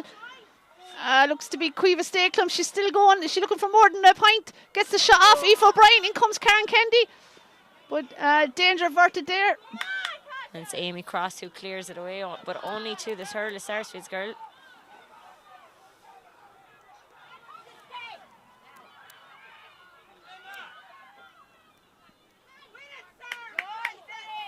Philly Fogarty's there. So too is Karen Kendi. We're approaching almost full time here. Referee looks to be throwing this one in. Just a one single point between the teams, and we've just reached the 80-minute mark. Ocean Corbett takes the shot, but that's gone out to the left and wide. I'm not sure, has the ref indicated how much injury time there will be. It's a quick puck out here now again. Finds Corrine Blair. Or is it Corrine? Yeah. Sent in looking for a Cueva Purdue. It's blocked down by Emma Carey. Looking for Emer Kendi. Anna Fahy is there too. We've approached the full-time mark here. So up to the referee's discretion how much injury time he's playing. I didn't see him indicate how much it is. Hand pass out to Andrea Loughnane. Andrea trying to find I think it's a substitute that came in there, was it? Kate Stakelum maybe? Yeah. So a 1 point in it here. Cueva Stakelum with that shot. If that goes over the bar, that is some score. What a score by Cueva Stakelum. A super, super score from her. And that makes it 117 to 18. So a 2 point game. It's Cashel who have it again here. Emma Dewan who's coming out with it. She looks up. She's trying to find a girl, but there's more Thurles bodies back there. And so Cashel need a goal now. Time is up. They're down by 2 points. They need to work a goal. A point you'd think won't do at this stage. But is there anyone inside? Grace Maloney has gone inside. She's in a race with Emma Carey. Emma trying to get the pull on the ball. She does brilliantly, Emma. She has it up and she's gathered it. And she clears a super clearance. And there is the full-time score. And Thurles Sarsfields have reached the county final. And after a 2 point win over Cashel. They're so tired, Geraldine, they can hardly even celebrate it. It's an eerie silence here in the rag, really.